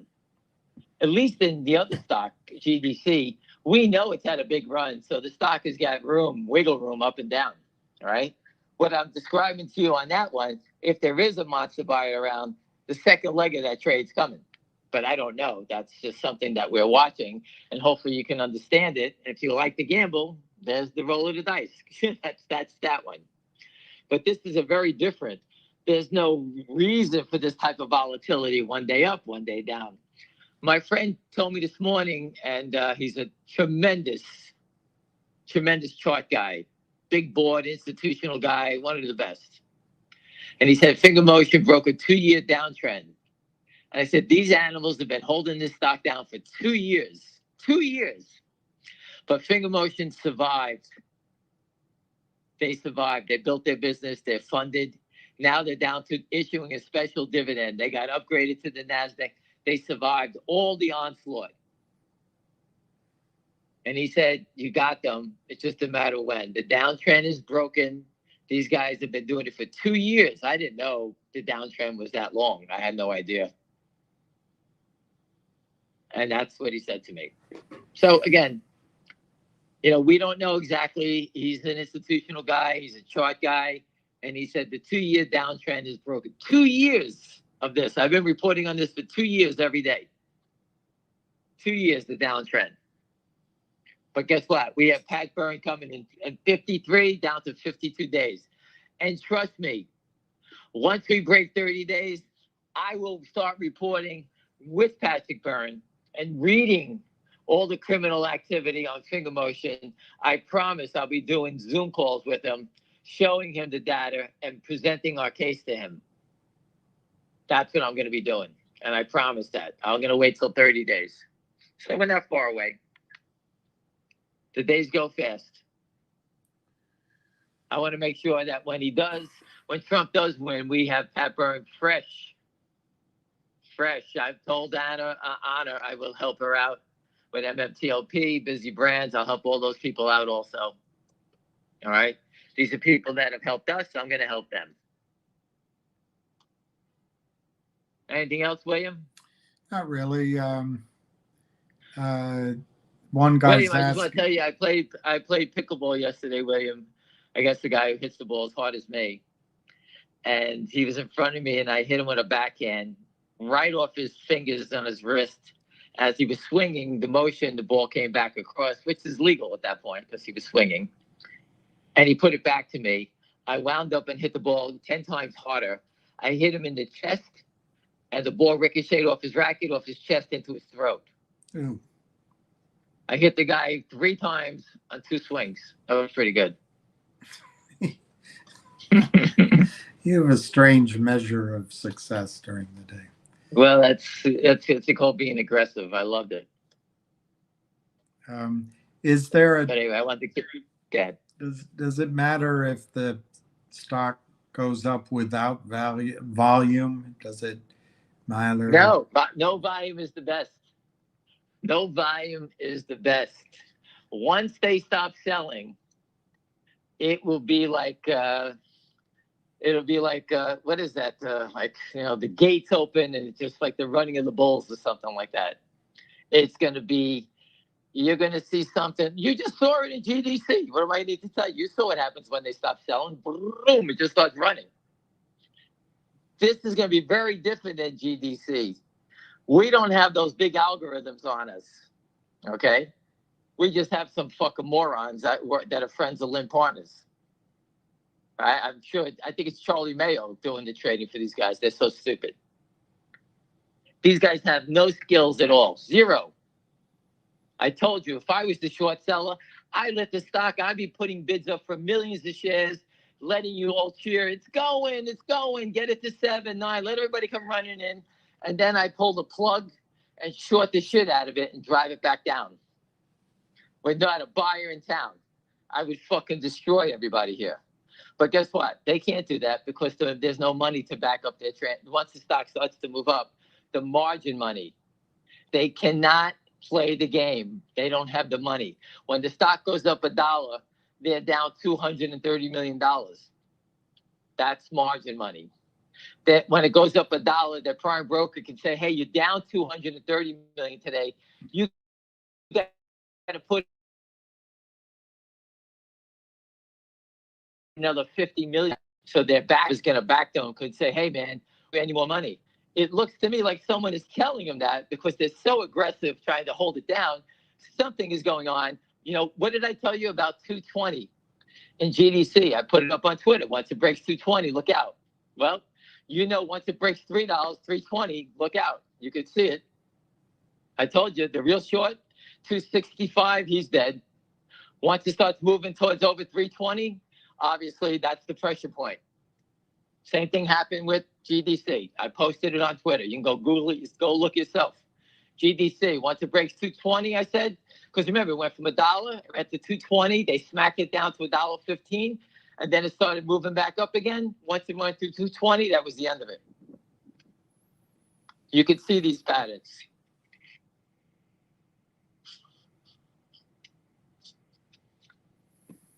Does anyone have any questions about that? I don't know what to say about this. Then forget a lot it. of people hold finger at Robinhood, but Robinhood doesn't do warrants. Well, that doesn't make sense. The warrant will be it's going to be separate security, so I think they'll have to do it. You're telling me whoever's making that statement that Robinhood won't do it, then they have no idea what kind of brokerage firm is Robinhood if they won't take a joke. a free one. It's a joke. It's a joke firm, I think. But people that still hold their stock at Robinhood, anyone that still has an account at Robinhood, you're a fool. The guy just helped rob everybody and GameStop. They made him a billionaire because he protected Wall Street. You should be moving your account to anywhere but out of Robinhood. If Robinhood doesn't have accounts, their companies are zero. And I told people to do that a long time ago. So people who are trying to fight the system and want to do their part, just move your account out of Robinhood.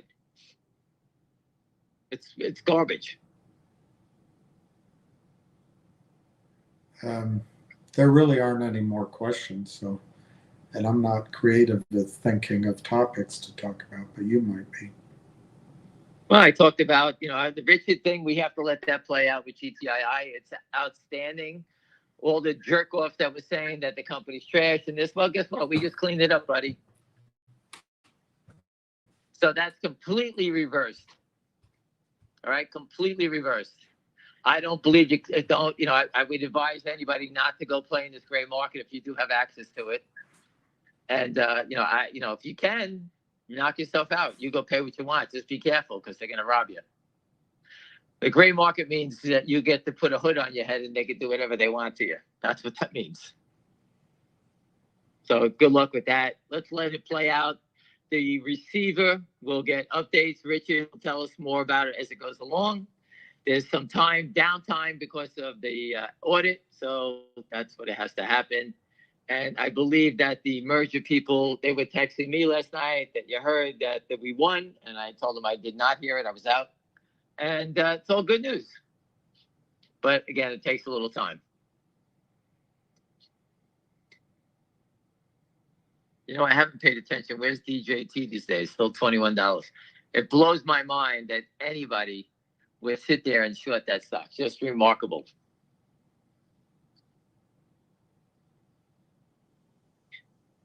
Anything else? Nothing?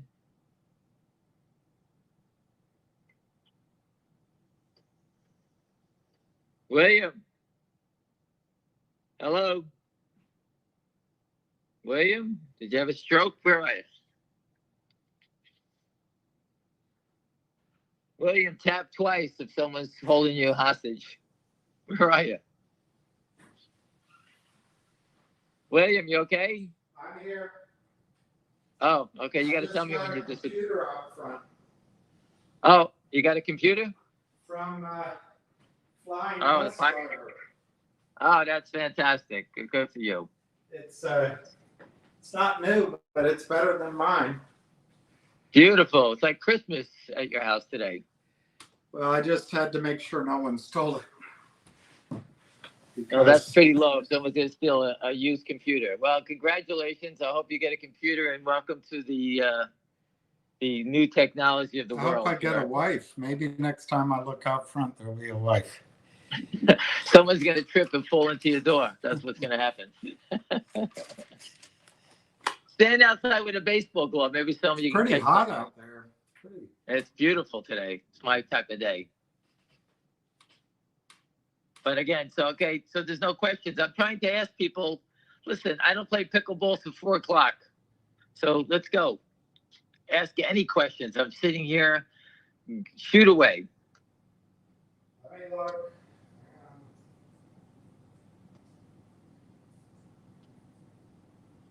A gentleman asked me about ZJYL. I think that's going to happen after GDC is finished. So I would wait.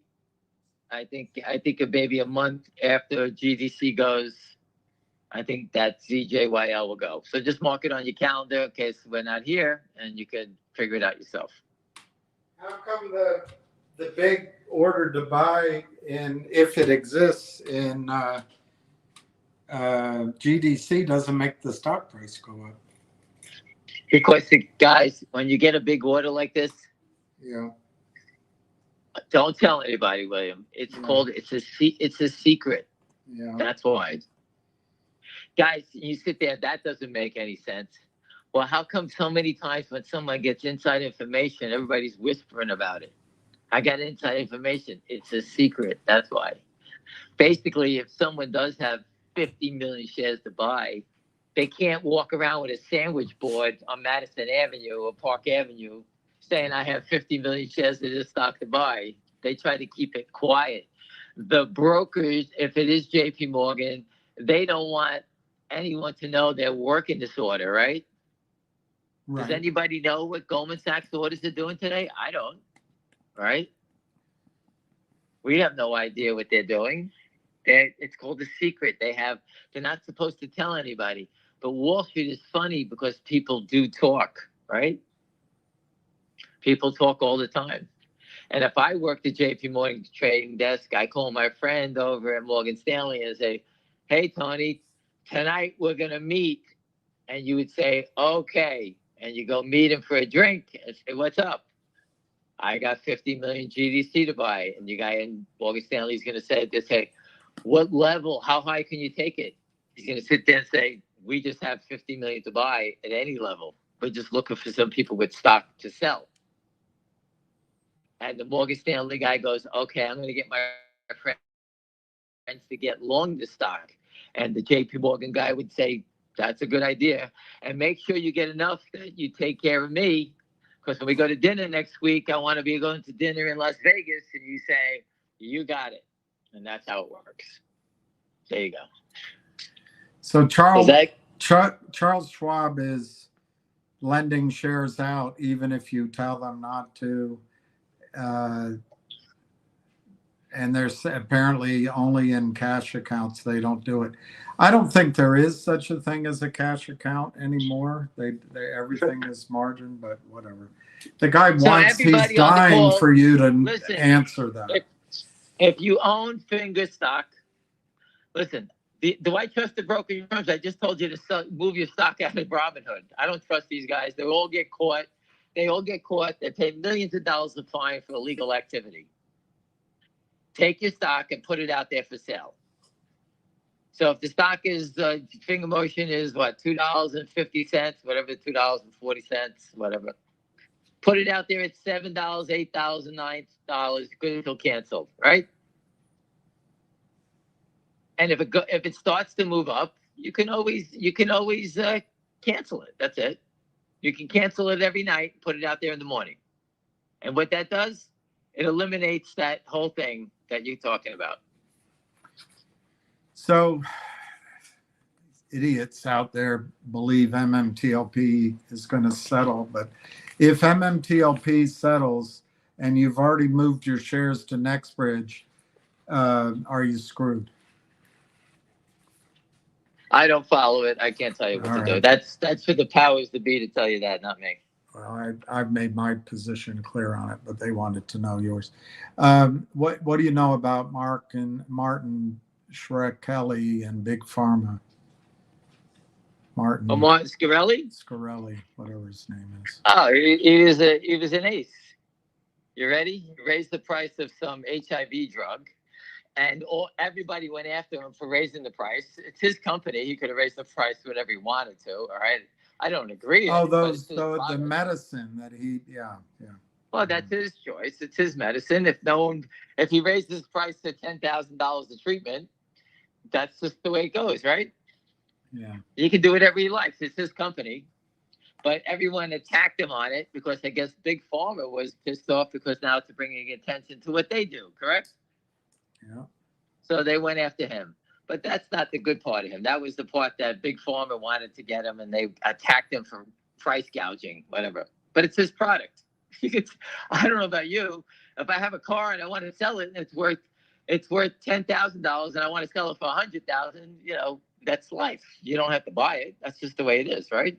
Right. But anyway, he got caught selling how many shares? 35 million of a company called Oxygen. Yeah. He told get it to Merrill Lynch. Merrill Lynch said to him, did you borrow the shares? And he told them, yes. And the manager at Merrill Lynch said, that is fantastic. You located the shares? Yes. And he allowed him to naked short the stock. When he busted out, Merrill Lynch said, we thought he lied to us. He said he could borrow the shares, or he had borrowed them. Do you really think that Merrill Lynch wasn't his partner in that crime? I yelled about that 1,000 times. I told reporters, call this guy up. Who is his partner at Merrill Lynch? Because there's not one person on this call that can go to their machine and say, sell 1,000 shares of IBM without owning the shares. They won't let you put the order through if it's not in your account. They'll say you don't own it, you can't sell it. If you want to sell it short, you got to click the sell short button. Martin Scarelli just hit the sell button, and they allowed it to go through, or they sold all the stock Because for he's him. a good client. There's systems in place. You got it. The guy at Merrill Lynch was his partner. Looked the other way, let him do it.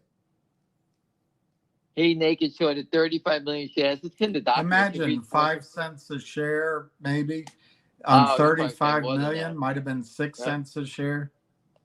Yep. That's a nice trade. And they said he borrowed it. He told them he borrowed it. Call up E-Trade. Say, hey, can you sell 1 million shares of whatever? And they'll say to him, do you have it? Yeah, I borrowed it. Go ahead. Who'd you borrow it from? I borrowed it from Morgan Stanley. Go ahead. Can you sell it now? They'll tell you to get lost. That's right. But for some reason, he was allowed to do it. Who was his partner at Merrill Lynch? No one ever asked that question but me. I told reporters to ask him while he was in jail. I tried to ask him questions. I said, I'm not chasing this guy around. He knows what's going on. The FBI, Secret Service, everybody just grabbed him. Who taught him how to naked short, by the way? How about that question, William? Yeah. Right? So, that's a nice question. Aaron, if Trump puts Pat Byrne in and there's a lot of squeezes, will it shut down trading in the market? You got to remember, in many of these cases, if Merrill Lynch clients lose 100 million, Morgan Stanley clients are going to make 100 million. The money, to a point, stays in the system. So I don't think the trading will shut down, but I guess that's the question. They can't shut it down. What are they going to say? What can they possibly say? Oh my God, the system's full of fraud.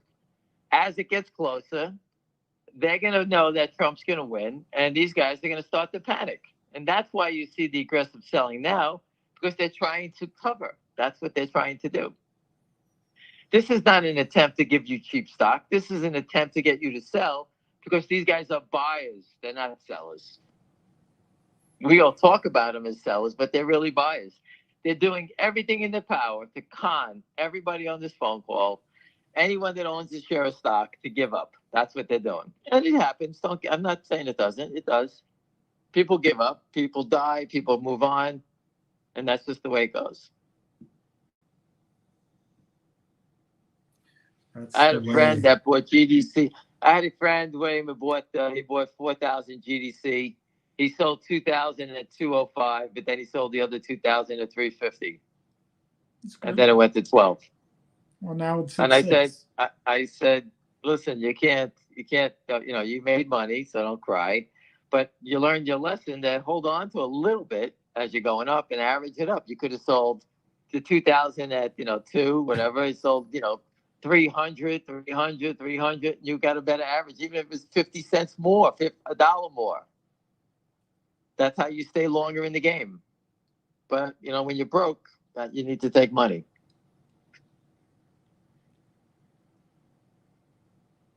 Broker, brokest. Yeah,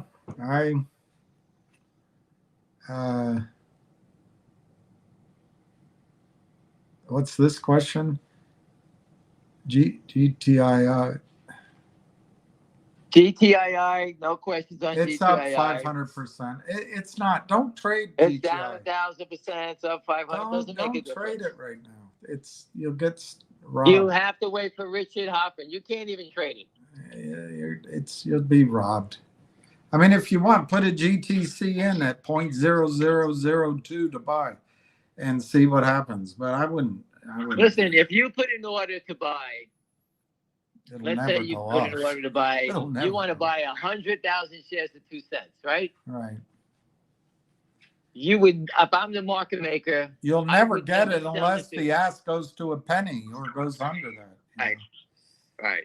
They'll trade it in front of you all the time. Yeah, you're just there as their backstop, and if it collapses through you, then you'll get it off. It's just a bad strategy to trade it right now. That's exactly right. They can do whatever they like. So I don't know why. I'm telling you, people, just wait. Let it play out. If people are asking about GTII, that means you're long already. So just relax. Let's see what happens. It is weird. If there's 50 million to buy, it's only 1.5 million volume today. I guess they're looking for the nice price. Do you think they're waiting till options start trading? Listen, I'll tell you again. All right. I worked on a trading desk. We had one like this. All right. I bought stocks that I knew the company was going to be taken over the next day. We knew it on the trading desk. Our conversations were 6 people were calling around trying to find any sellers in the stock. And we were not allowed to say anything else. Hey, this is blank. We're at this firm. I'm looking. You own the stock. Would you like to sell some? I have a buyer of 100,000 shares. And they say, yeah, we'll sell you 50. I can't tell them that I'm going to take it from them, and tomorrow it's going to be up $15. I can't say that, right? I'm just being plain vanilla. I have a buyer. Would you like to sell some? Yes, that's how it goes. In this case, since it's a big short squeeze stock, I think there's a lot of wink going on. Like, hey, we have a buyer. I know you own 1 million or 2 million. You could see in Ortex or one of these institutional machines, you could see who owns it. Maybe someone's trading it. They call them up and say, hey, I know you guys long 1 million shares of stock. You want to sell it? Meanwhile, you got the heads up that you know there's a big buyer around, so you don't sell it. So that's what they do. And they may be out there buying it all day. They may buy, 100, 200,000 a day. And you sit there and say 200,000 a day. What's that going to do? Well, 200,000 a day, all right? And at the end of the week, that's 1 million shares, correct? Yeah. So 1 million shares every day, every week, that number goes down fast, right? I don't know how long they're going to wait, but they're trying to buy it. Someone's holding it up. It ain't us. Do you think they're going to create options on GDC because it's a? I'm surprised they're not there yet. Yeah, maybe that's what they're waiting for. Better manipulation. Mm-hmm. I don't know. I've been surprised about that. I think they're afraid to put options out there now because people will just go piling into it, and then it'll be self-fulfilling on the way up. Yeah.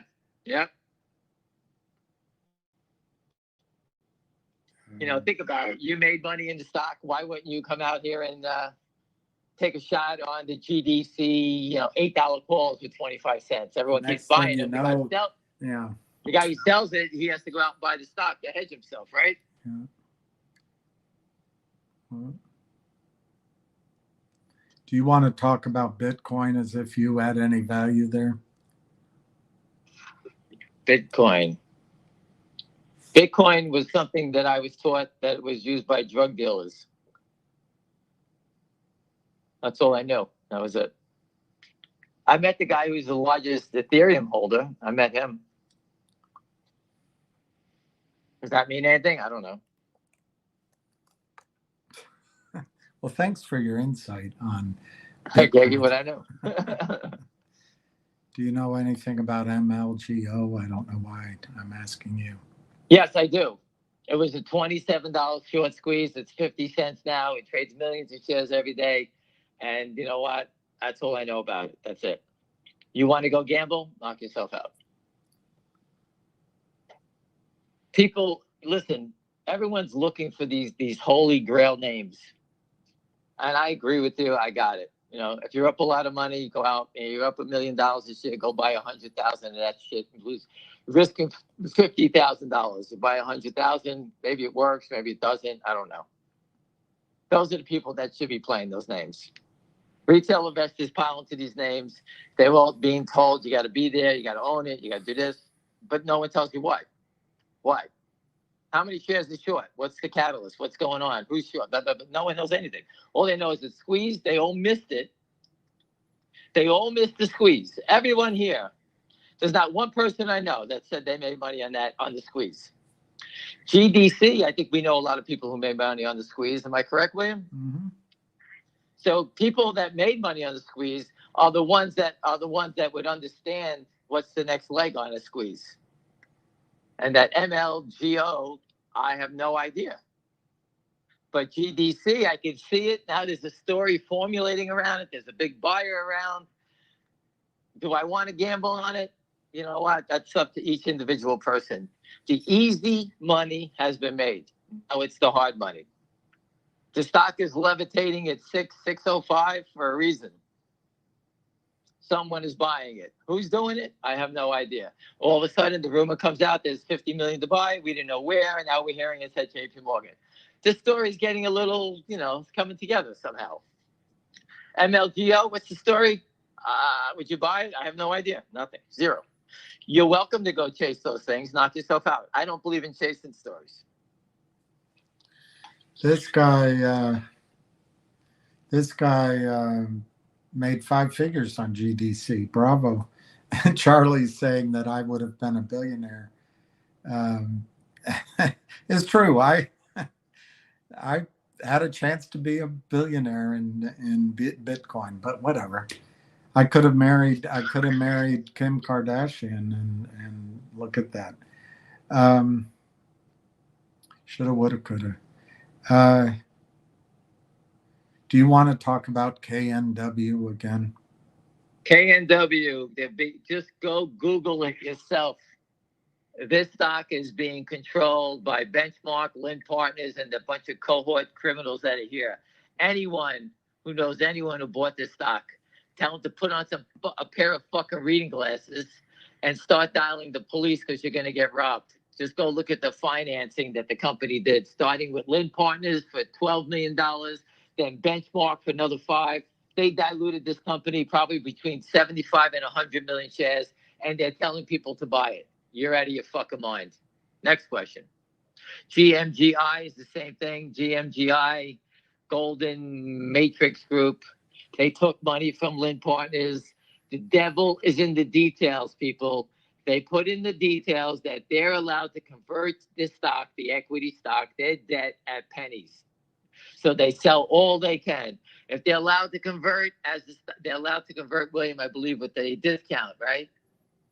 That's how they do it, right? They get a 30-day average, then a discount.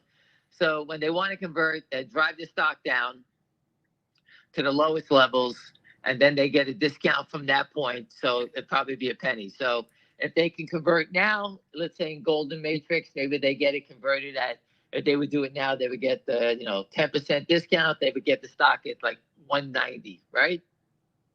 So imagine if they push it to 50 cents, then the discount, they get it at 45 cents or 30 cents. They get it down another 3 cents. That's what they do. The lower it goes, the more money they make. And they have the right. The company signed the paper with them. The devil's in the detail. Lynn Partners doesn't short it. They have a friend do it. There you go. It's very easy. Are you one of the Jersey boys? That's a good, it's pretty funny that you said that. No. I can't sing. I can't dance. I can't do anything. I can hit a pickleball. I can't sing. I can't dance. I can't hit a pickleball. I can dance. I'm not going to, I can dance. I have a certain lack of skills. You're the opposite of that guy in the movie. I have certain skills. You're the opposite. I have no skills. And there you go, finger motion. 33 bids for 1,700. There's 734. The 700 share seller is back. He's going to change the whole price structure of the company with his 700 shares to scare us out. And there you go. The bid gets hit. There's 700 shares wiped out the bid. And now it goes. And the next trade will be at 231. That's all they try to do. And the volume is swelling to 304,000. 303,000. It was just 297. So they crossed another couple of thousand. There was a bid for no shares, but now they cross it.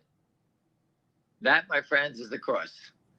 Dennis D. Menace made 20,000 on GDC. He put it all into finger. Dennis, congratulations.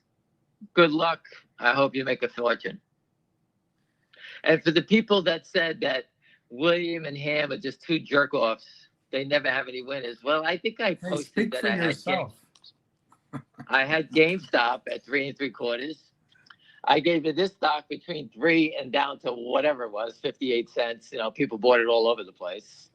All right. I told everybody it was going to go. I was following it every day. Right. I told William back in the time to buy Bed Bath & Beyond at 3 3/4. Isn't it funny? 3 3/4 keeps ringing a bell, keeps popping up, right? That went to $33. Remember, William? You remember that one? Yeah. And I told you the big buyer was out of Morgan Stanley. They had $36 million to buy. See, I remember the story. Was that Anita Ward? You can ring my bell. And I told you that exactly. I said we heard Morgan Stanley had $36 million to buy. It went from 3 3/4 to 35. And who was buying it? It was, what's his name? Aaron. What's the guy's name? Brian Cohen made all the money in that one. And we got in just before he did. How's that one? See, Wall Street does talk. So I did 3 off the top of the head. You want short squeeze? I gave you 3. And they were all on Twitter. I documented it, put it up. So for all the guys say we can't pick our nose, there you go. I put them up. And finger motion is squeezed for those. I know people that made a lot of money in finger motion that moved on. That's the way it goes. So, Not Legal Advice represented Frankie Valli once. Did he really? Apparently. I'm gonna have a call with him about Frankie Valli. I'm gonna call him up. That's the conversation I have to have off the air with him about Frankie that. Valli. And then when he hears that story, he's gonna sit here and laugh when I tell him that one. Oh, you have a story about Frankie Valli? I have a tremendous story about Frankie Valli.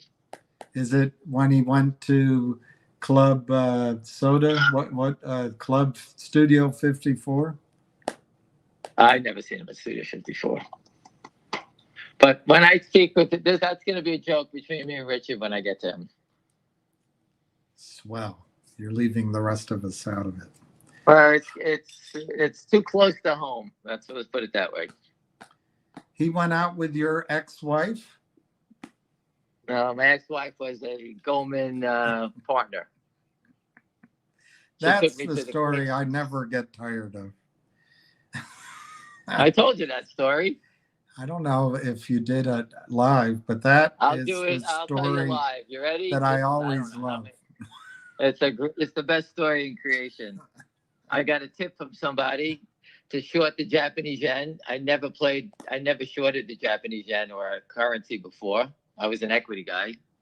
And I bought a couple of hundred puts on the Japanese yen. I went home. I came in the morning at 7 o'clock in the morning. The trade was over already.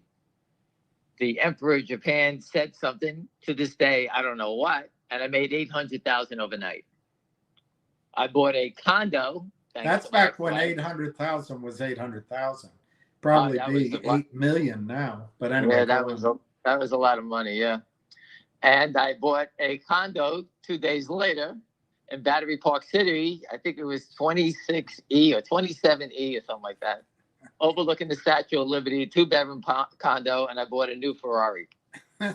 I drove to my apartment, gave the doorman $50. This is I'm gonna go see my apartment. I've never been in it. My ex-wife bought it. I just paid for it, and the key didn't work. I said, "What the hell with those? The key doesn't work." So I drove back to Brooklyn with the car, and I walked up to the house, and the guy comes over to me. "Is this you?" I go, "Yeah." He served me papers. I got divorced. She won the house and then took away my car. I lost it all. Easy come, easy go. I was standing in the street like, what? Well, that's how it goes. What are you going to do? And she was making more money than you, but she got it all. Or maybe she wasn't. I don't know. But she had a better job. I remember going to court. I was only married maybe a year and a half. And the judge scolded me and told me, I says, I don't have any more money. He says, you got to go out and make more money. I says, it's trading. There's no guarantees you make money. You got to make more. You got to give them more. I said, I don't have any more. What do you want me to do? But after the divorce was settled, she had to come to the house to clean up the rest of her shit there. I already made back $200,000 and bought a brand new Mercedes. So when she pulled up, I just gave it a finger. It's worth shit in the street. And that was the end of that. That's such a great story. You make 800,000 back when it was probably in today's money, I don't know, 4 I bought million, a condo on the 27th floor in Battery Park City, overlooking the Statue of Liberty. I wonder what That that apartment trades for today, 10 million today, maybe. It's probably somewhere between $3 and $5 million. Yeah, 5 Easy. million. So you buy it, you buy a car. Two bedroom, big place. I never went in it. I saw the pictures of it, the floor plan. That's all I saw. So And I tipped the guy $50 to watch my new car in front of the building because I wanted to go see the apartment like a big shot. 2 weeks later, so I she had no timed car. her divorce from you she just decided a year and a half in, just then is the best time to get divorced. Whatever it was. And some other guy's driving your Maserati. Well, that's the best part about it. You ready? It was a Yeah. Ferrari, not a Maserati. All right. I remarried, and I'm playing baseball in the park. And my son was a pitcher. I was catching balls. And some guy comes over to me, and he says, "You don't know me, but I'm the guy who took your car and sold it." I'm like, "What?" And sold it. Oh, God. She didn't know how to drive it, so that guy took it and sold it. And I became friends with him. I wonder how many And I wound up playing friends baseball with him. I wound up playing travel baseball with him. I wonder how How's many that friends she has. Probably not very many. And said to me, "Are you mad at me?" I said, "What am I going to be mad at you for? I don't know. I care." Hey, So next week, so he gave me a uniform, and the next day I was pitching in a hardball game. I was friends with the guy ever since. if you'd stayed in the condo, you probably would have taken out an equity line against it to trade the ruble and lost everything.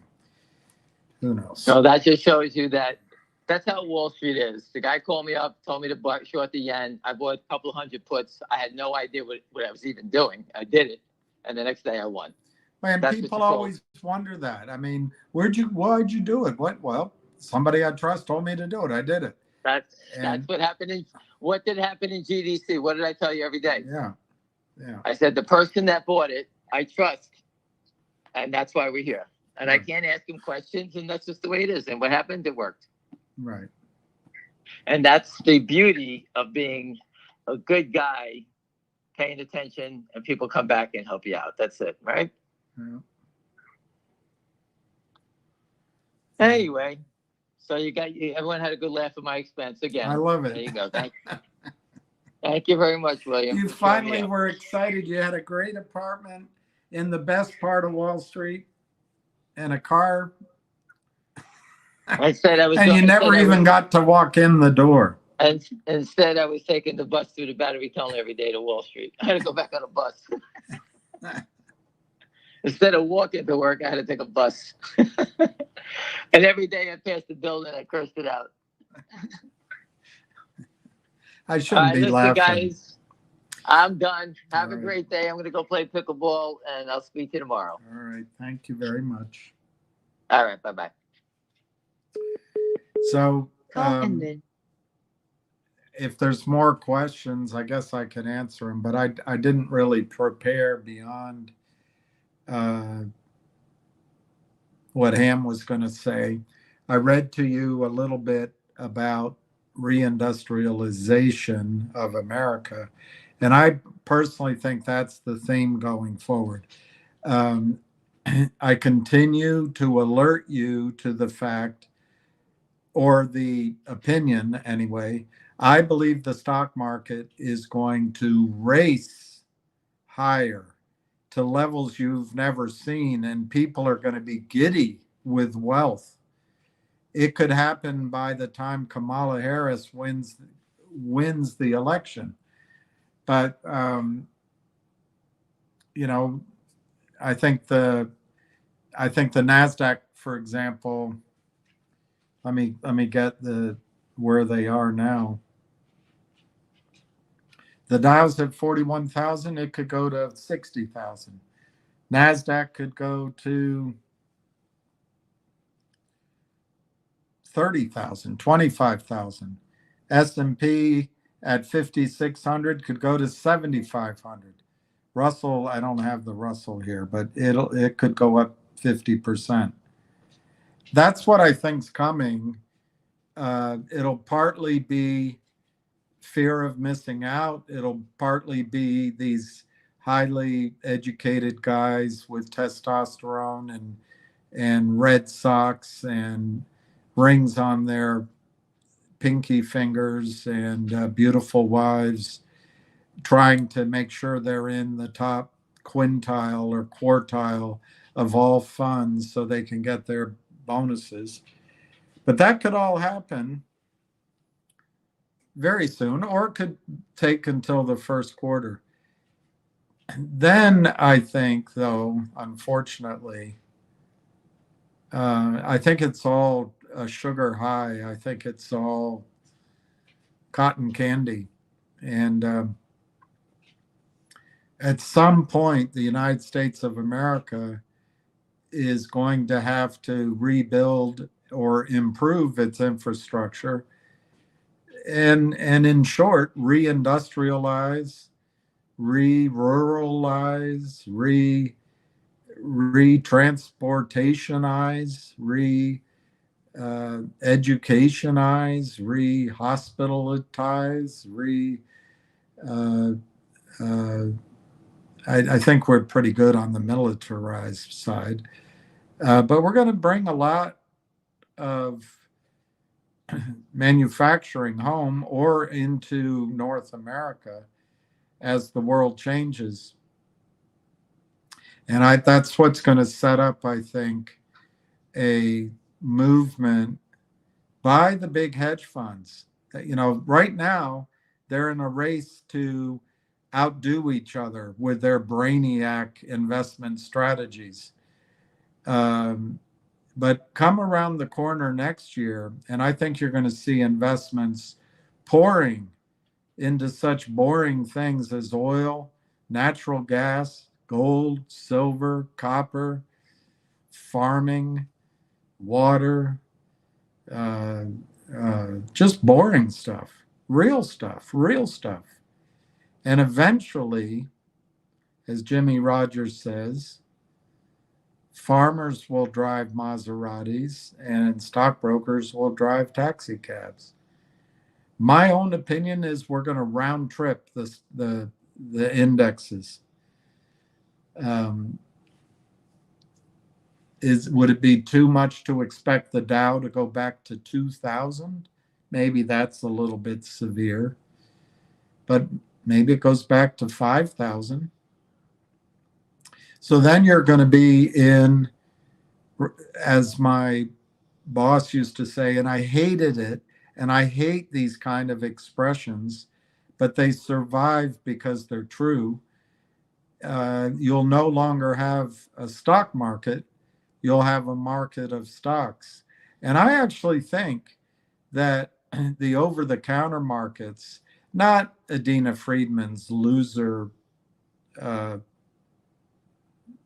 slaughterhouse of NASDAQ, but I think the over-the-counter markets have a chance to really shine. So some of these smaller stocks, you might start making some money. But the biggest thing I want to get across is as you make profits, if we start making profits, look to the metals. If people have good income ideas in the commodity space, I'd look to those. I fully expect gold is headed, people are now saying 3,000, like that's a big call. I think gold is headed to 20,000, 30,000 an ounce. It may not happen in Generation Z's nanosecond attention span. It may take 5 years, but it could happen overnight too. After this election, which I think Kamala Harris will win, and if she wins, I think Republicans largely will accept it and just go about business. If for some reason the true popular mandate in state after state shines through and Trump wins, I think there'll be rioting in the streets. Either way, I think we may have a paralyzed government over the next 5 years. Anytime where you have a population so divided, in my opinion, all because Hillary Clinton lost an election. We've gone back to the Saul Alinsky style of accusing the other party of exactly what you're doing. And things like racism and the Cold War and anti-Soviet, anti-Russia all come up because Hillary Clinton lost an election. And then we're turning against each other. Well, so if you have 48% of the population voting one way and 48% voting the other way, and then the one that gets a minor edge in Congress and in the White House rules by government fiat, rules like a dictatorship. And I'm sorry, that comes from the side that accuses the other side of it, not from where you think. That's not a recipe for a government that can stand.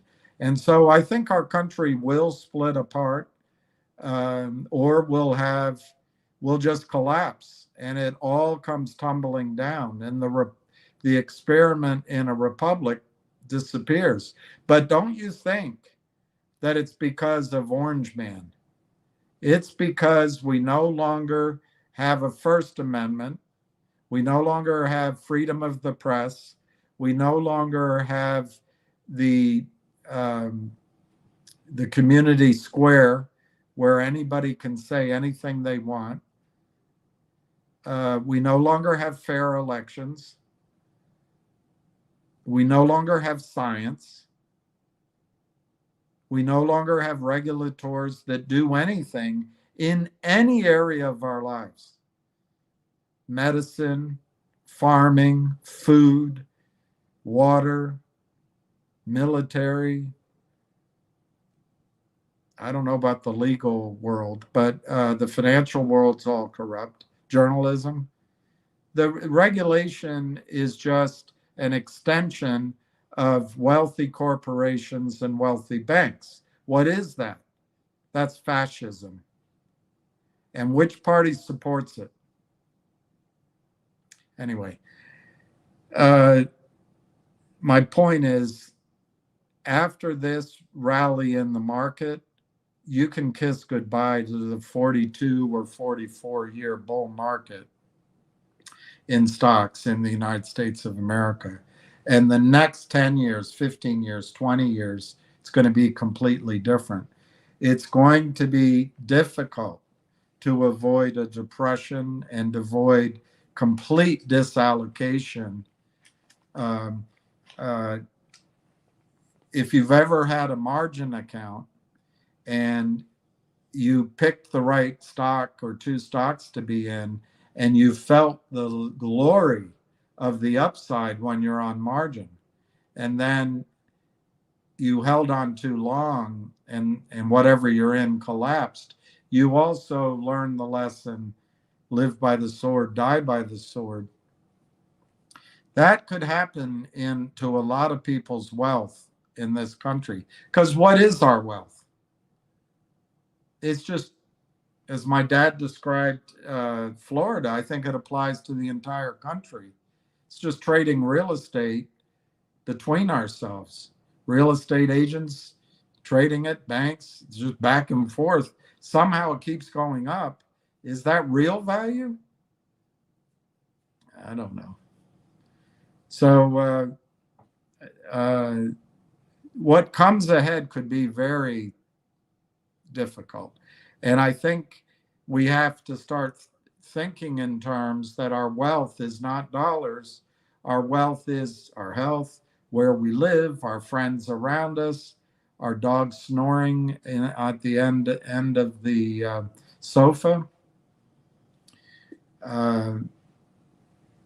those kind of things, hearing birds sing. But also in terms of assets,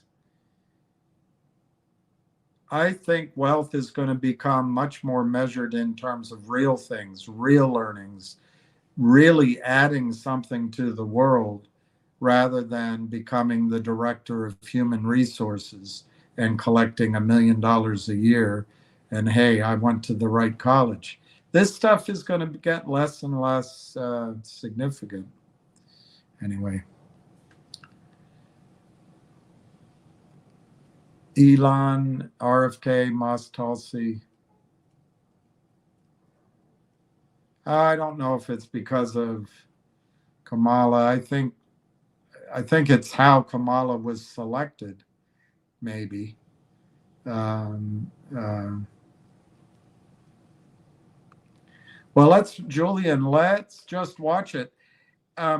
If you could alert me, Julian, the next time finger goes down by 0.3375, just give me an alert. I want to know, because if it goes down more than 1/3%, I want to get hyperventilating about it. And I might even put in sell orders, but certainly if it goes down 1.43%, alarm bells are going to go off in my head about finger motion. Julian, thank you for letting me know.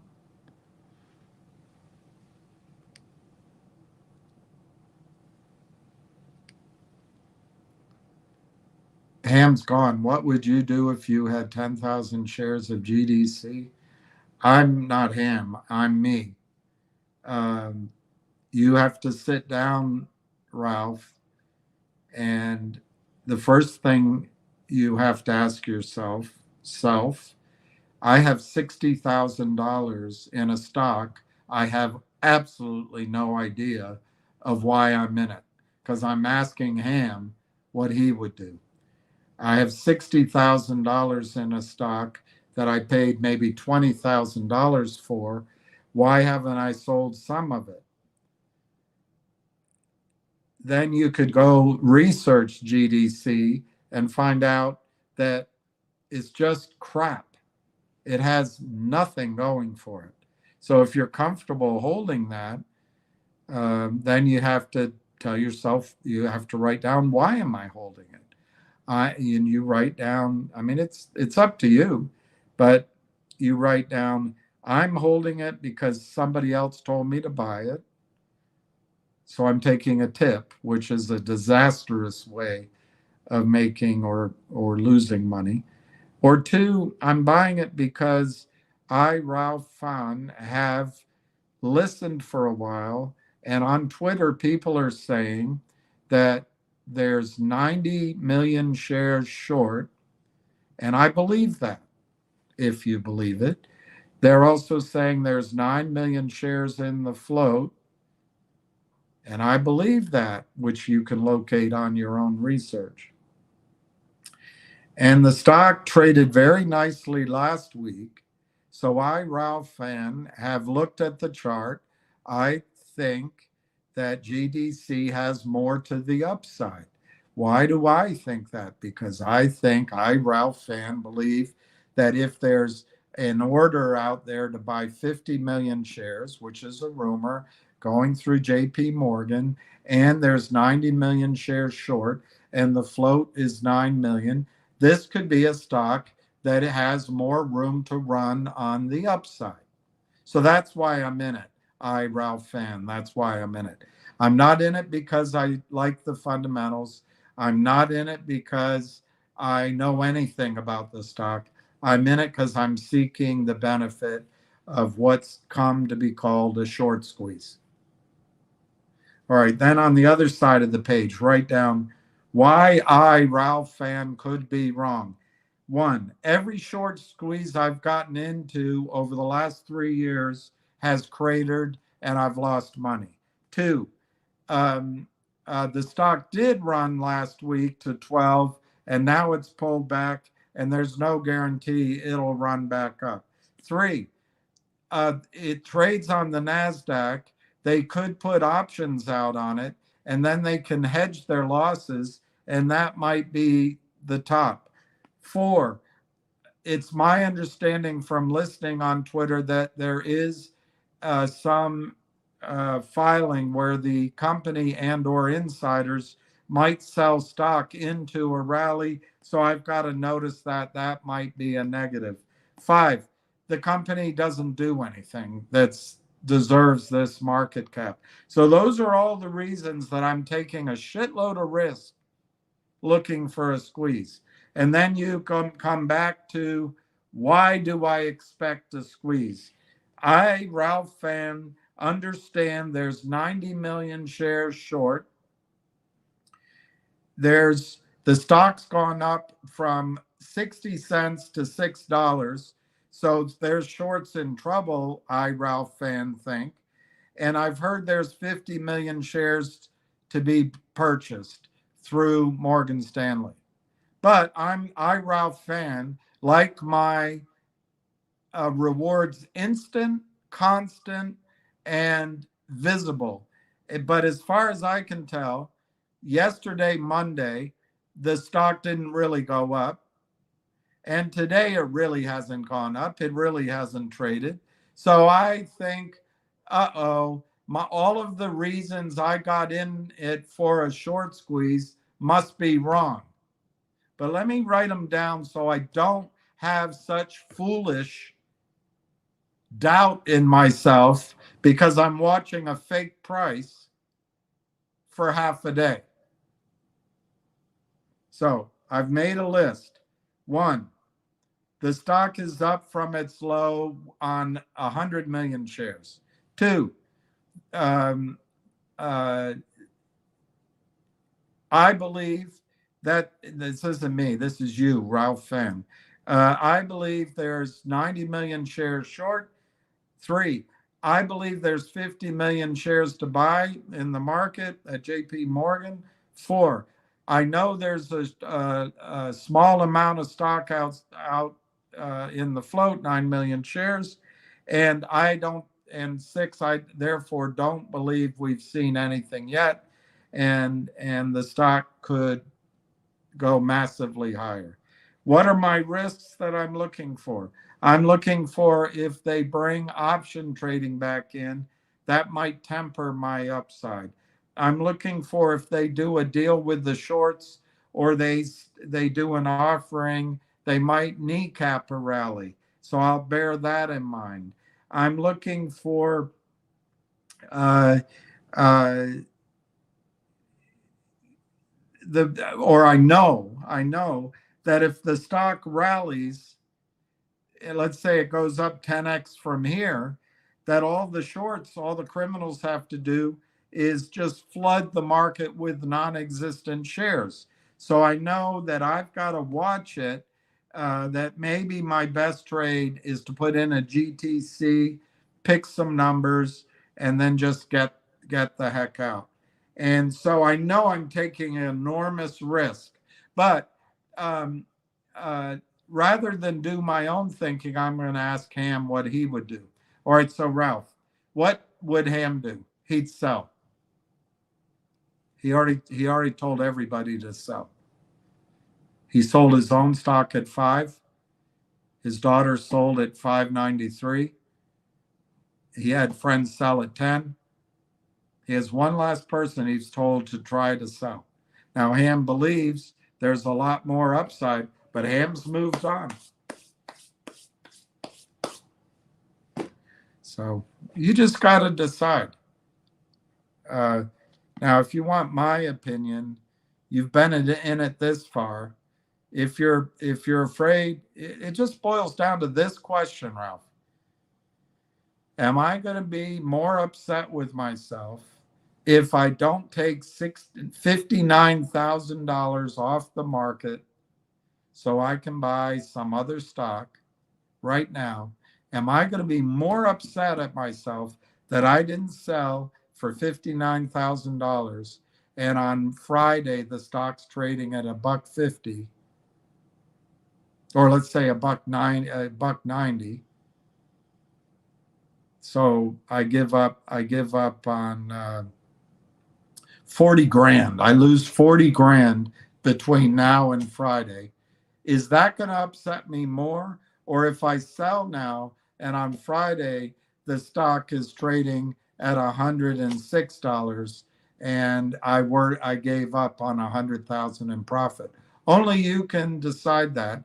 You have to ask, how many times do I get into a stock that can give me the return of maybe $100,000 in profit, and I'm lucky to have 10,000 shares, and I'm just going to put an order out there and see what happens? Or am I going to worry about this all the time and try to figure out what Ham's going to do as if it matters? Ham doesn't know anything about the stock.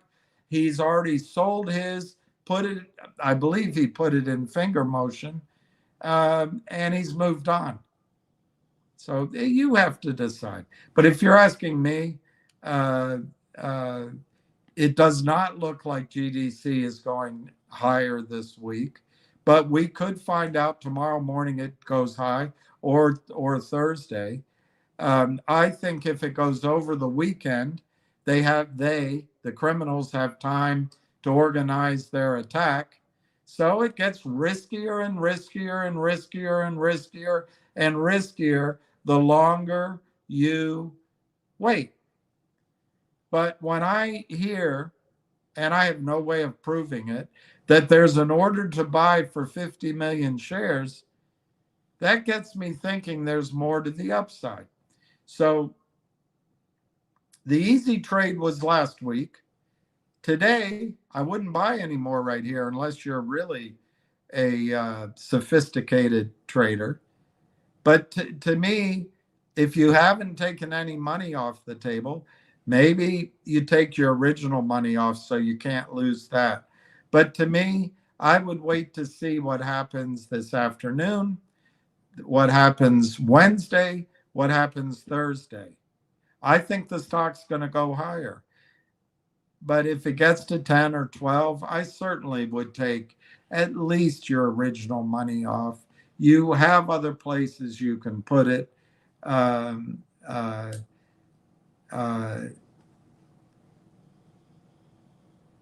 I continue to believe anything that gets this stock to $6 could get it to $60. And it's at 6. So we'll see. But if you don't have the stomach for it, this is a game of chicken. The volume is 1.5 million shares, 1.6 million shares. Last week, by this time of day, it had traded 80 million shares on Thursday, I think it was. Well, why would you get out before you see another 100 million share day? See what happens. But there could be 100 million share day down instead of up. I think it's going to go up. But Ralph, you know all the information. You have to process that for yourself.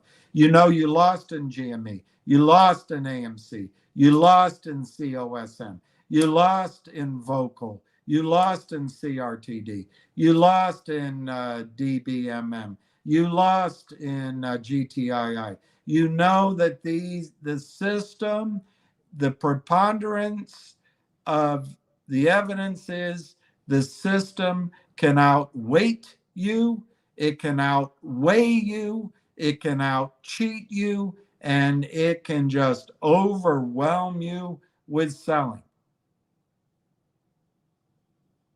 You know that. It's like a woman I saw when I lived over in my now $4.5 million house that I no longer own. But I watched a woman, there was a truck backing up through the alley, and there were steel guard posts on both sides of the narrow alley. And if she had waited on her side of the sidewalk while the gentleman backed up the truck, it might have cost her 15 seconds of her life. But no, she decided right in front of me that the most important thing was to beat that truck. Well, as the truck's backing up, she leaps, and I swear, it was the matter of the smallest margin of error. She jumped and nothing happened, but she could have easily lost her leg because the guy didn't see her standing behind the truck. But I'm telling you, the difference was a second, maybe half a second. And that's what you're trying to do. You're trying to hold on to this stock long enough so that you can jump between the backing up food delivery truck that's just an inch or two away from a steel bar. You're trying to jump before it closes the gap. The other side is relentless. They are going to sell while it's down. They're going to sell while it's flat. They're going to sell while it goes up. They're going to sell when it gets to new highs. And remember, I'm the 90 million shares short. My guess is they don't really have to cover all of that because they've got an arrangement with the prime brokers. They can set up other accounts. It looks like all they got to cover maybe is the 50 million shares. But if the stock goes to 500, I'm totally making that up, they'll start selling stock that doesn't exist. They haven't borrowed, they haven't located. They'll drive it right back down. They don't put up any money, and they'll take that capital, that cash from you. So you have to decide there's no A plus on this trade. There's only Ralph Fan. I invested 20,000. It's now worth 60,000, and I'm getting nervous. Well, if you're getting nervous, you probably have too big of a position. So why is Ralph Fan going to be greedy with 10,000 shares and hope it goes to $100 a share? I'm making it up. Why? Maybe he sells half now and just lets the other half go. Or if this is the only idea he has, and for 2 years he's lost in GTI, lost in Finger, lost in Vocal, lost in COSM, lost in AMC, lost in GME, and etc., MULN, MMAT, MMDLB. Maybe this is the one that's going to make it all back. But I would submit to you that if you want to learn how to make it back, the best thing is to book some profits and trade for free. Take your original money off the table. To me, 10,000 shares is a lot of stock. I don't know your portfolio. And if you have confidence that GDC has 50 million to buy, maybe you'll hold on till it goes to I can't look at the chart, but by my memory, the breakouts are $10, I think $26. You can look at charts yourself. I think somewhere around $44. There might be something else in there, but then I think $120. And the all-time high was something like $380.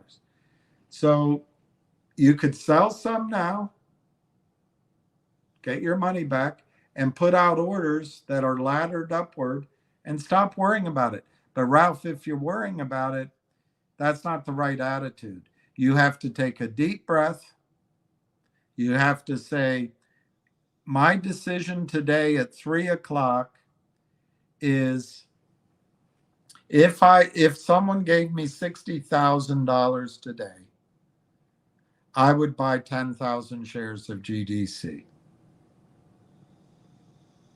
And if that's it, I'm just gonna white hand it. I'm gonna hold on to the steering wheel, and I'm gonna play chicken with the market because I think I can get $40 a share. I don't know of another stock I can do that in. I've waited this long. Screw it. I'm going all in. But if someone gave you 60,000 today and you looked at a $6 stock and you said to yourself, well, I would buy 1,000 shares, but I'd hold on to the rest, then you got to sell some here. But it's, Ralph, it's only you that can determine those things. You're playing chicken with an implacable foe. This is James Dean putting the pedal to the metal at the crossroads, not looking in either direction and trying to beat the train or trying to get through the intersection sooner than you do. And your choice is, I'm going to do the same thing. I don't know what you paid for the stock. So having given that whole preamble, my opinion, I think GDC is going to go much higher. I think it could happen now, or it could happen pre-market tomorrow. It could happen at noon or 2 o'clock tomorrow. I don't know. It has nothing to do with what your decision is or my decision is, my advice, what 20 of us do. Probably it has nothing to do with what 100 of us do. The reason I say that I think it's going to go up is I choose to believe that Ham heard a rumor from one of his friends on Wall Street that there's a order out there to buy 50 million. I choose to believe that that's true, but I have no evidence of it. It's a huge risk. They're not going to buy 50 million shares at $6. And if they set algorithmic trading against algorithmic trading, they put a buy program in against a sell program, so to speak. They're not going to buy 50 million shares at that level. Now, what could turn the 50 million share buy order into neutral don't buy? If they could sell it back down to $2 or whatever the trigger point is for that order. They haven't been able to do that, Ralph. They didn't do it Monday. They didn't do it today. And Ralph, if you were listening to me, I think I told you that I felt Monday they would try to sell it off. I didn't expect anything good on Monday. Now, I don't know how to determine today's action, but it's very little volume. So to me, that's bullish. To me, that's bullish.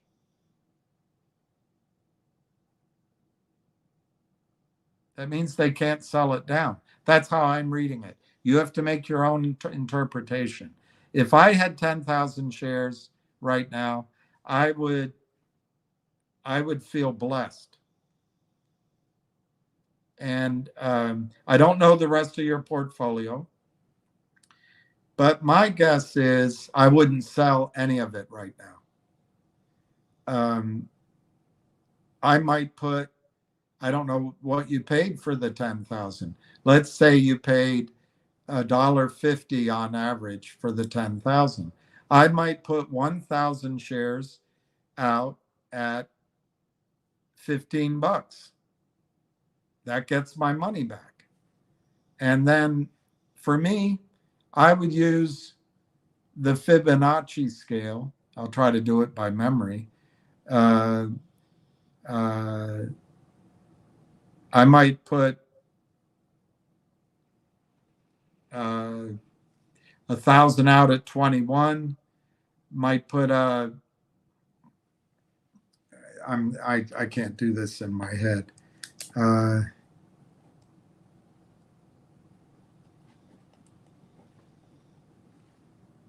Yeah, 21. I might put 1,000 out at 34. I might put 1,000 out at 55. I might put 1,000 out at 84. 89. I might put 1,000 out at 1. 144, and I might put 5,000 out at 233. That might be something I do. And then I just hold my breath and see what happens. If some of that goes off, at least I know I made some money. If the stock skyrockets and goes to 1,000, well, I didn't benefit all the way. But if it goes to, if it goes through 200, maybe I get that nice trade off. And all of a sudden I got a bunch of cash in my account. But it's only you, Ralph, can decide that.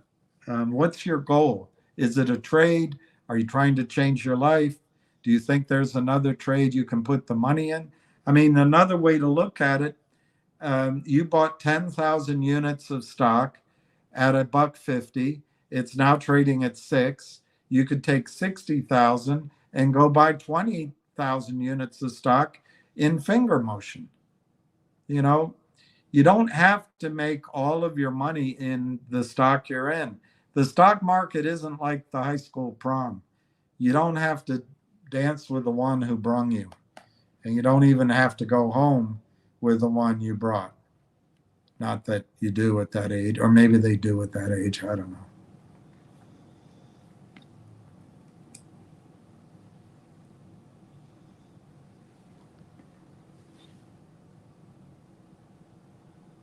I don't know about a stop loss, Bunny.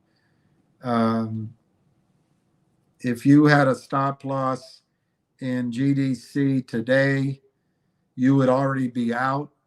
If you had had a stop loss in GDC on the day it ran from, I don't remember now, but it ran from like 4 to 12, you would have been stopped out. I think stop loss orders are like kissing your sister. It's going to be a quite unsatisfying experience for you. Best way to trade in the market is to protect your investment rather than making money. No, you're wrong about that, Bunny. If that's your goal, go. There's this credit union. That's a bank. A bank just offered. The bank is offering 5.25% First National. If you're just trying to protect your investment, go put it in a CD. Hello? I am. Let me get the fucking speaker going. I hate this stupid speaker. All right, here we go. Battery 80%. Connected to Bill's iPhone. So you have one question. Oh, no, it didn't happen. You have one question, which is, if you own 10,000 shares of GDC, what would you do? But hang on. Okay, you're on. A friend of mine wanted to buy finger motion, and I helped them. And they put 4,000 to buy. It's 229 when it was offered. Mm-hmm. 17 different trades they got back. 17, 200, 145 shares, 30 shares, 20 shares, 17 trades. There is no seller. Those are just naked shorts trying to plug it and hold it in. 17. That is, I told you I had a friend a couple months ago bought it like 100,000, and they just got. He said he'd never seen anything like it in his life. He got 150 tickets, selling at all different prices. 2 shares, 18 shares, 1,000 shares, 400, like that. Wow. These are all make-believe sales, and that's how you can tell. There's no real seller. If someone has 3,000, they were offering at 229. If someone's got 3,000 shares to sell, you sell it. Wow. This is all make-believe. Anyway, I just wanted to let you know. So if you own 10,000 of GDC, what would you do? What would I do? Yeah. What did they pay for it? He didn't give that information. So if you paid anywhere 3 down, right? You sell 5,000 shares here, and you hold down to 5,000 shares. Because if you paid 3, you made 3, right? you got 5,000 shares for free. Correct? Right. No risk. But if you want the risk, then just close your eyes and see what happens. Yeah. That's the way I mean, would do it. it's $60,000. What would you do? No, listen, You know, it doesn't make a difference. I don't care what the numbers are. Yeah. If you had 100,000 shares, I would say the same thing. Sell 50 and you got 50 for free. What is it like to play? Imagine having 50,000 shares of a stock for free. I mean, it's your profit, don't get me wrong, but it's, you know, it's not out of your pocket. You know, and the best thing about it, it's you don't only have one idea in front of you. You have a place you can go that's more reasonably priced for the money you take off the table. One would listen, again, we're hearing there's good people still here. Nothing's changed. There's still a lot of activity. I just don't know, you know, what makes it go up and down. I have no idea. So if you doubled your money, listen, if you would have did that in GameStop, let's say paid $4, sold half it at $8, you would have had a half a position and it would have went to the moon. You would have made a lot of money just because you had no risk. You didn't have to worry about it. You don't think about it. Yeah. But, you know, when you're playing it for free, the stock market is about playing for free. The more you play for free, the better it is. That's good advice. That's the best advice. Listen, it's already had a massive run to 12. And I hope you didn't sit here and do nothing while it did that. But you know what? That you learned a lesson. And you know what? Sell half. I don't know what you pay for it. I hope you pay 2. Sell half at 6 at $6.20, and you make yourself $4, and you got 5,000 shares that you have no money invested in, and some profit in your pocket. I don't know what you pay for it. I don't know. Nice. That's a nice idea. And you can go throw a dart and buy whatever you want to buy. Who cares? Again, we can't give you any information about the stock. We don't know anything. We said that. I don't know anything about it. They did start a TikTok account. And they got So you got that going for you. On your deathbed, the Dalai Lama said you're going to regain consciousness. That's exactly. That's why I have what that going for me. So you got that going for you. Listen, to me, it looks like someone is accumulating it. But can I advise you on that with 100% confidence? No. It's just, to me, if I was playing with FU money, I could feel a lot better. But, you know, if you're playing with profits, it's an easier game because you're in the black. And to lock in those profits, you sell half, you hold on to half. You know, and that's just the way it goes. Even if you owned it at 5, you sell it at 6. Whatever you own left, you own it at 4.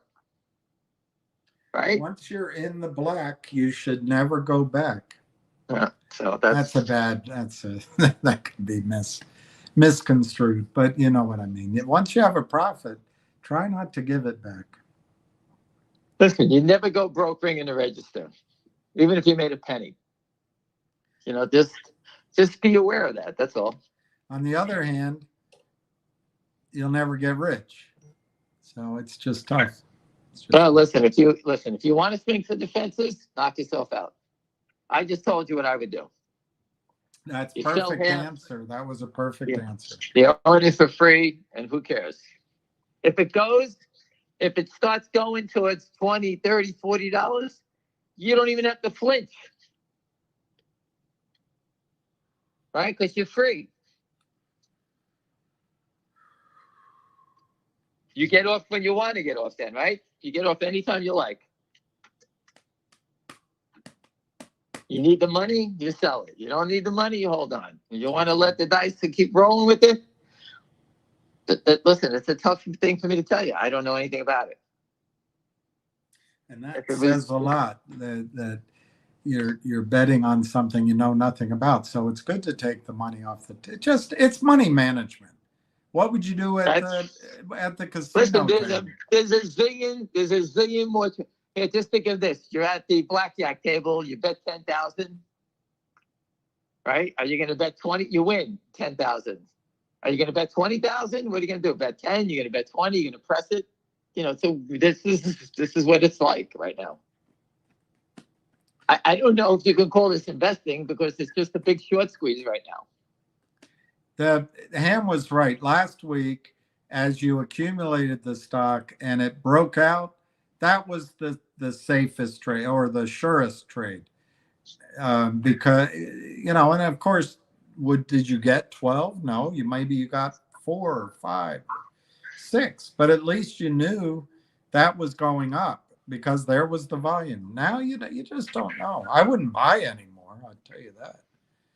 No, but listen, it's the information is coming in dribs and drabs. That's all I can get. Yeah. I mean, I told him, and I think that it's pretty interesting that somebody told you there's 50 million to buy at JP Morgan. That's pretty good information if it's true. And that's why I think the stock will be higher. But you know, tomorrow they might put options in there that whoever's short might drop a credit default swap contract with Goldman Sachs, hedge it with calls or puts or something. I don't know what they do. So the longer you wait, the more risk is in this trade. You know, that's interesting that these guys, the stock is hovering here, and they could be trying to figure a way to wiggle out and hedge themselves. That's interesting. That's what I think might be going on. And then you got the 3-day weekend for them to think. Right. But 50 million, still a lot of stock. They would be paying up heavily to get that kind of protection. This stock has been acting well. Whatever it is about the stock, it's acting well, right? I think so. Low volume, they can't sell it off. That's giving you all the signals you need, to me, that you have a trade going higher. I'd love to own 10,000 shares. I'd feel like a king. But you know what? I'd love to own 5,000 shares. So maybe you sell 5 and own 5, you know. But maybe... Wait. Yeah. The easy money has been made. Yeah. Now you're talking hard money. This is the hard part of the game. This is the white knuckle part. You got it. Very different. Very different. This is the part you go get a hot dog and hope it's traded up when you get back to your desk. That's all it is, right? That's exactly what it is. Yeah, it's just it's a hope. You go play pickleball in the morning. Listen, you know somebody's short. Everybody knows. What's the outcome? I have no idea. Yeah. I trust anything on Freud Street? No. I have no idea what the next leg is.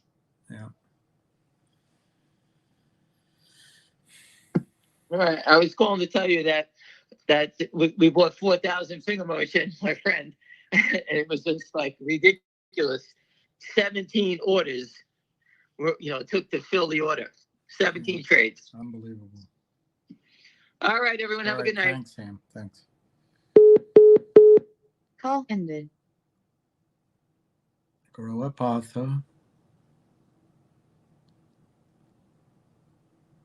Have you ever noticed how Susan looks? She's really quite beautiful if the light hits her in a certain way. Of course, you can't always count on that light. GDC 620. 620.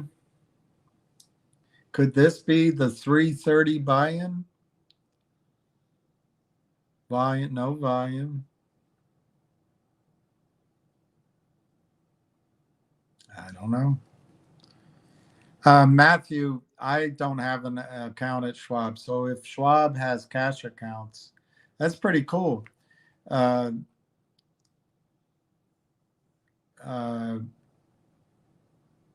My account at Morgan Stanley, which actually is inactive, my 25-year account there, back in 2010 approximately, I was told I couldn't hold anything in cash. It all had to be on margin, all had to be electronic. Let's put it that way, electronic. I don't know that they made the distinction between cash and margin. So that's why I said that. But maybe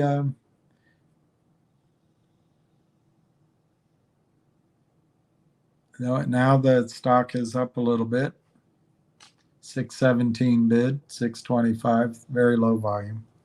All right, everybody. I think I'm gonna call it there because I've got to make a couple of phone calls, and I want to open up. Flying bus driver. Let me find him. Let me find him.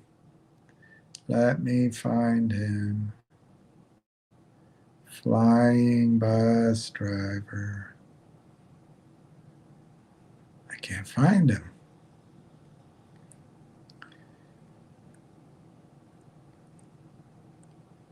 It's so weird. Is there something? There he is. So flying bus driver, thank you very much. Flying bus driver bought a brand new computer. So he sent me his perfectly functioning computer that he outgrew. And I believe I haven't opened it, but I think it's the exact same as I have. But mine has 8 bits of RAM, whatever the thing is. It has 8 RAMs. His has 32, and I think that's going to make all the difference in the world. Plus, I think mine has a lot of accumulated dust.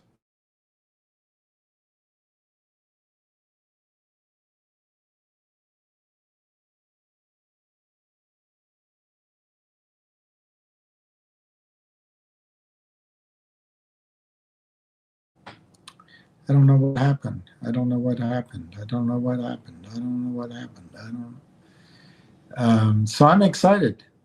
And maybe I can give you guys a better product. I have to get my Verizon turned back on. Forgot to do that today. But I'll work on that. God, it's just the same stuff every day. Michael, the CEO and the company can really only on material information can really only give it out to everybody at the same time. So they're not going to tell me anything that you don't find out by press release. But in general, what I heard, and I've already told you this,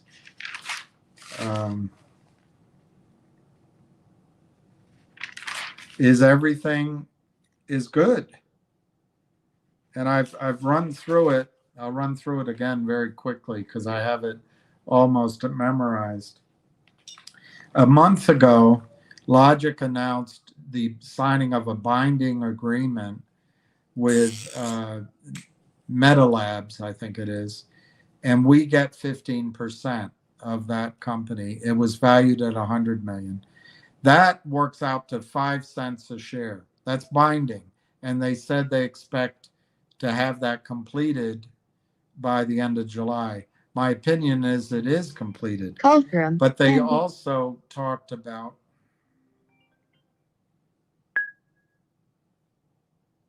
hello? You're live. You're live. Call ended. I think that was a butt dial. So, but they also announced, Michael, it's in their press release. They have 6 additional companies, and there's some room for confusion. Maybe the total is 6, but it said they have 6 additional companies they're going to put in to Logic, and they're all, each of them are under a letter of intent. It says it in a month ago in the press release. Now, Michael, there's 2. Clearly, Logic raised money to stay current in its filings, unlike what GTI just did. Logic stayed current. Why? because what is valuable to these companies is a currently reporting shell company, a company whose filings are current, complete, and the audits are done. And it helps there's some management there too. So it's clean. It's a valuable company. Now, what it says in there is we get 15%. Well, if you use the authorized shares, authorized 300 million, outstanding is around 280, so it's not too different. And we keep 15%. You solve the equation for X, that means there'll be 2 billion shares outstanding. 2 billion. Now, the hard part is the criminals drive the share price down. So the CEO of the first deal could say, you know what? When we first started talking, the stock was 6 cents. Now it's 2 cents. I want more shares. The CEO of the third company could say, you know what? I don't like the CEO of the first company getting stock at 2 cents. I wanted it at 1 cent. This kind of nightmarish greed up front and short-sightedness is what the shorts count on. But I believe the reason that they have yet to announce, and that's what you're looking for, they have yet to announce the final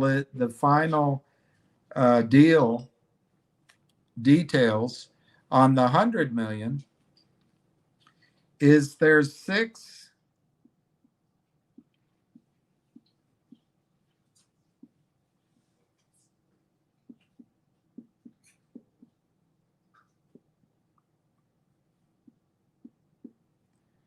There's 6 or 7 LOIs. One is the deal they announced, worth greater than $750 million. That's also announced. You can quibble with that, but let's just use that number. If they get them all done at the same time, or roughly the same time, the company only has 2 billion shares outstanding. But if they drag them out, they argue with each other, they do them at different times, they stagger in, that 2 billion could turn into 3 billion, 4 billion. I'll let you sit down and play with it yourself. If they can use the valuations that the companies being acquired are representing themselves to be, and the analysis given, and they use 2 billion shares, that means our 15%, our 300 million shares, our 15% of 750 million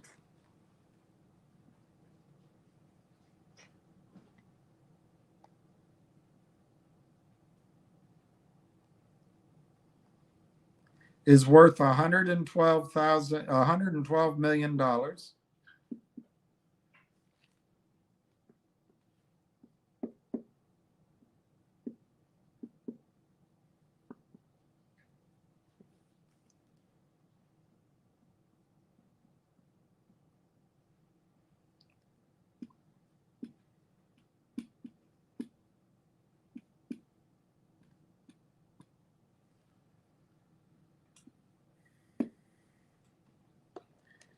And it's worth 37.5 cents per share.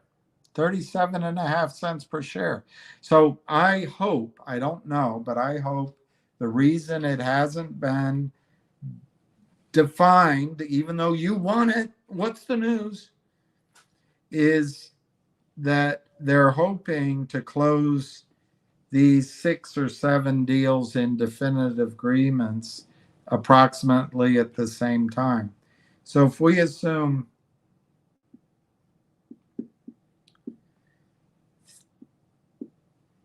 37.5 cents a share as the goal, we look at the charts, we notice a gap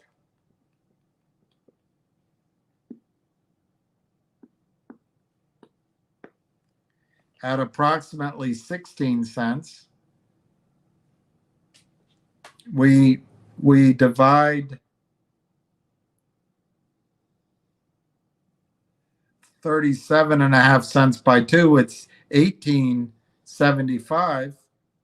So maybe, just maybe, we can target getting out at 15 cents, 16 cents, 17 cents. And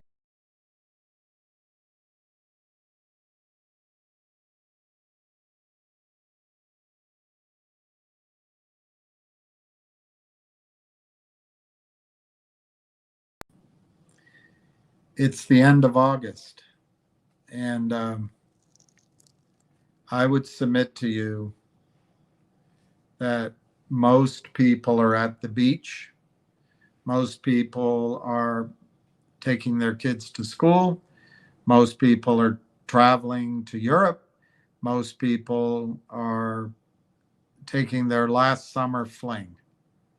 So, Michael, I do not expect any material news in logic that you can live with until after Labor Day weekend.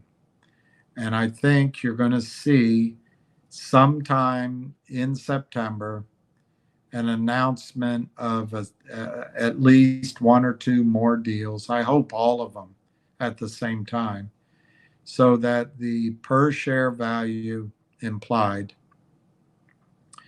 is somewhere around 40 cents a share.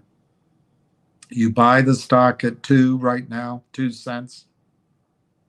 You hold it at 2 cents. Do you think it can trade to 40 cents? Maybe. Could it trade to 60, 70, 80 cents? Maybe. But I think what you do, depending on how the news is announced, is you kind of look for a trade out of it. Do you get out at 4 cents, 8 cents, 10 cents, 12 cents, 15 cents, 16 cents, 20 cents? I think more will be revealed, and we'll learn more with the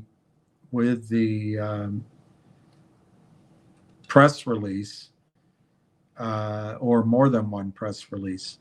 I find it hard to believe that the shorts will short the stock once that information comes out. But I guess it's possible.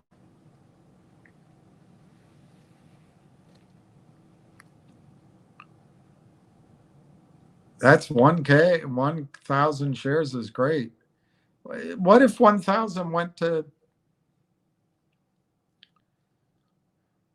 $40? That's a nice trade. All right. So thank you for your opinion, Nitro Baba. You're probably wrong, but you could be right. You could be right. And that's it's a good, that's fine.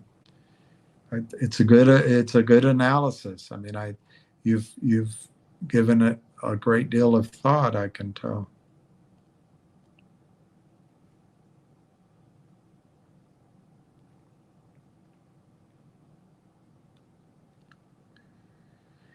But Michael, my information is everything looks very good and it's all on track. I just don't have specific information. So there you go. Let's see if there's any price movement anywhere. GDC is 620, still pretty low volume. Logic is 2.5 cents. That's pretty good.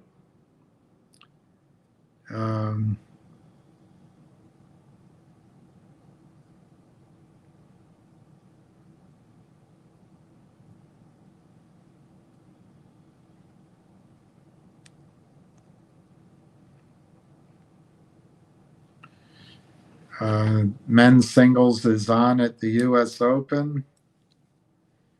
And wow, Brokerage is being beaten. I didn't expect that. Kachanov is in a Fricker with Evans. I guess that was predictable. Draper beat Zhang. I guess that was predictable.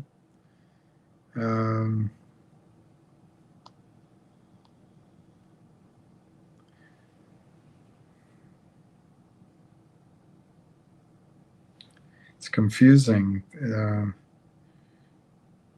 I think that's what the score was.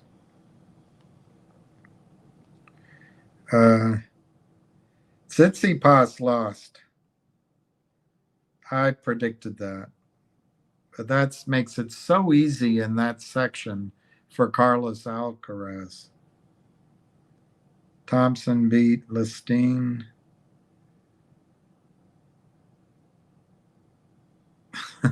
One lucky winner beat the other lucky winner, or whatever it's called. Herkaz won. Yeah. Wow. The Czech beat FAA. Wow. Anyway, and then let's see if there's any news in the markets.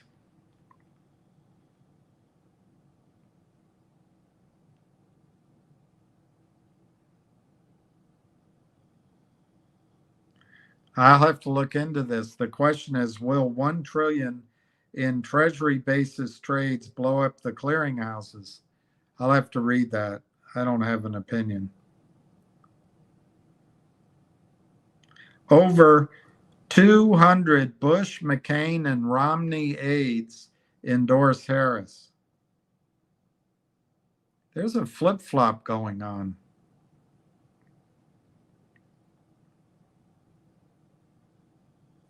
The 2-year auction for treasuries hit the lowest yield in 2 years. China's yield, I think, on their 10-year equivalent bond is around 2.5%, I think. I guess interest rates are headed lower.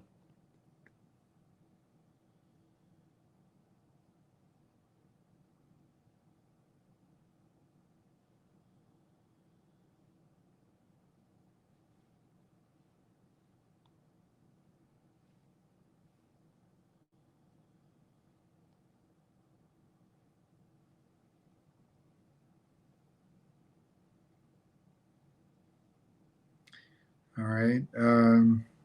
I don't see any breaking news. So I'm going to sign off at 3:45, and I wish everyone the best. We'll come on again tomorrow. Let's just look one more time at GDC.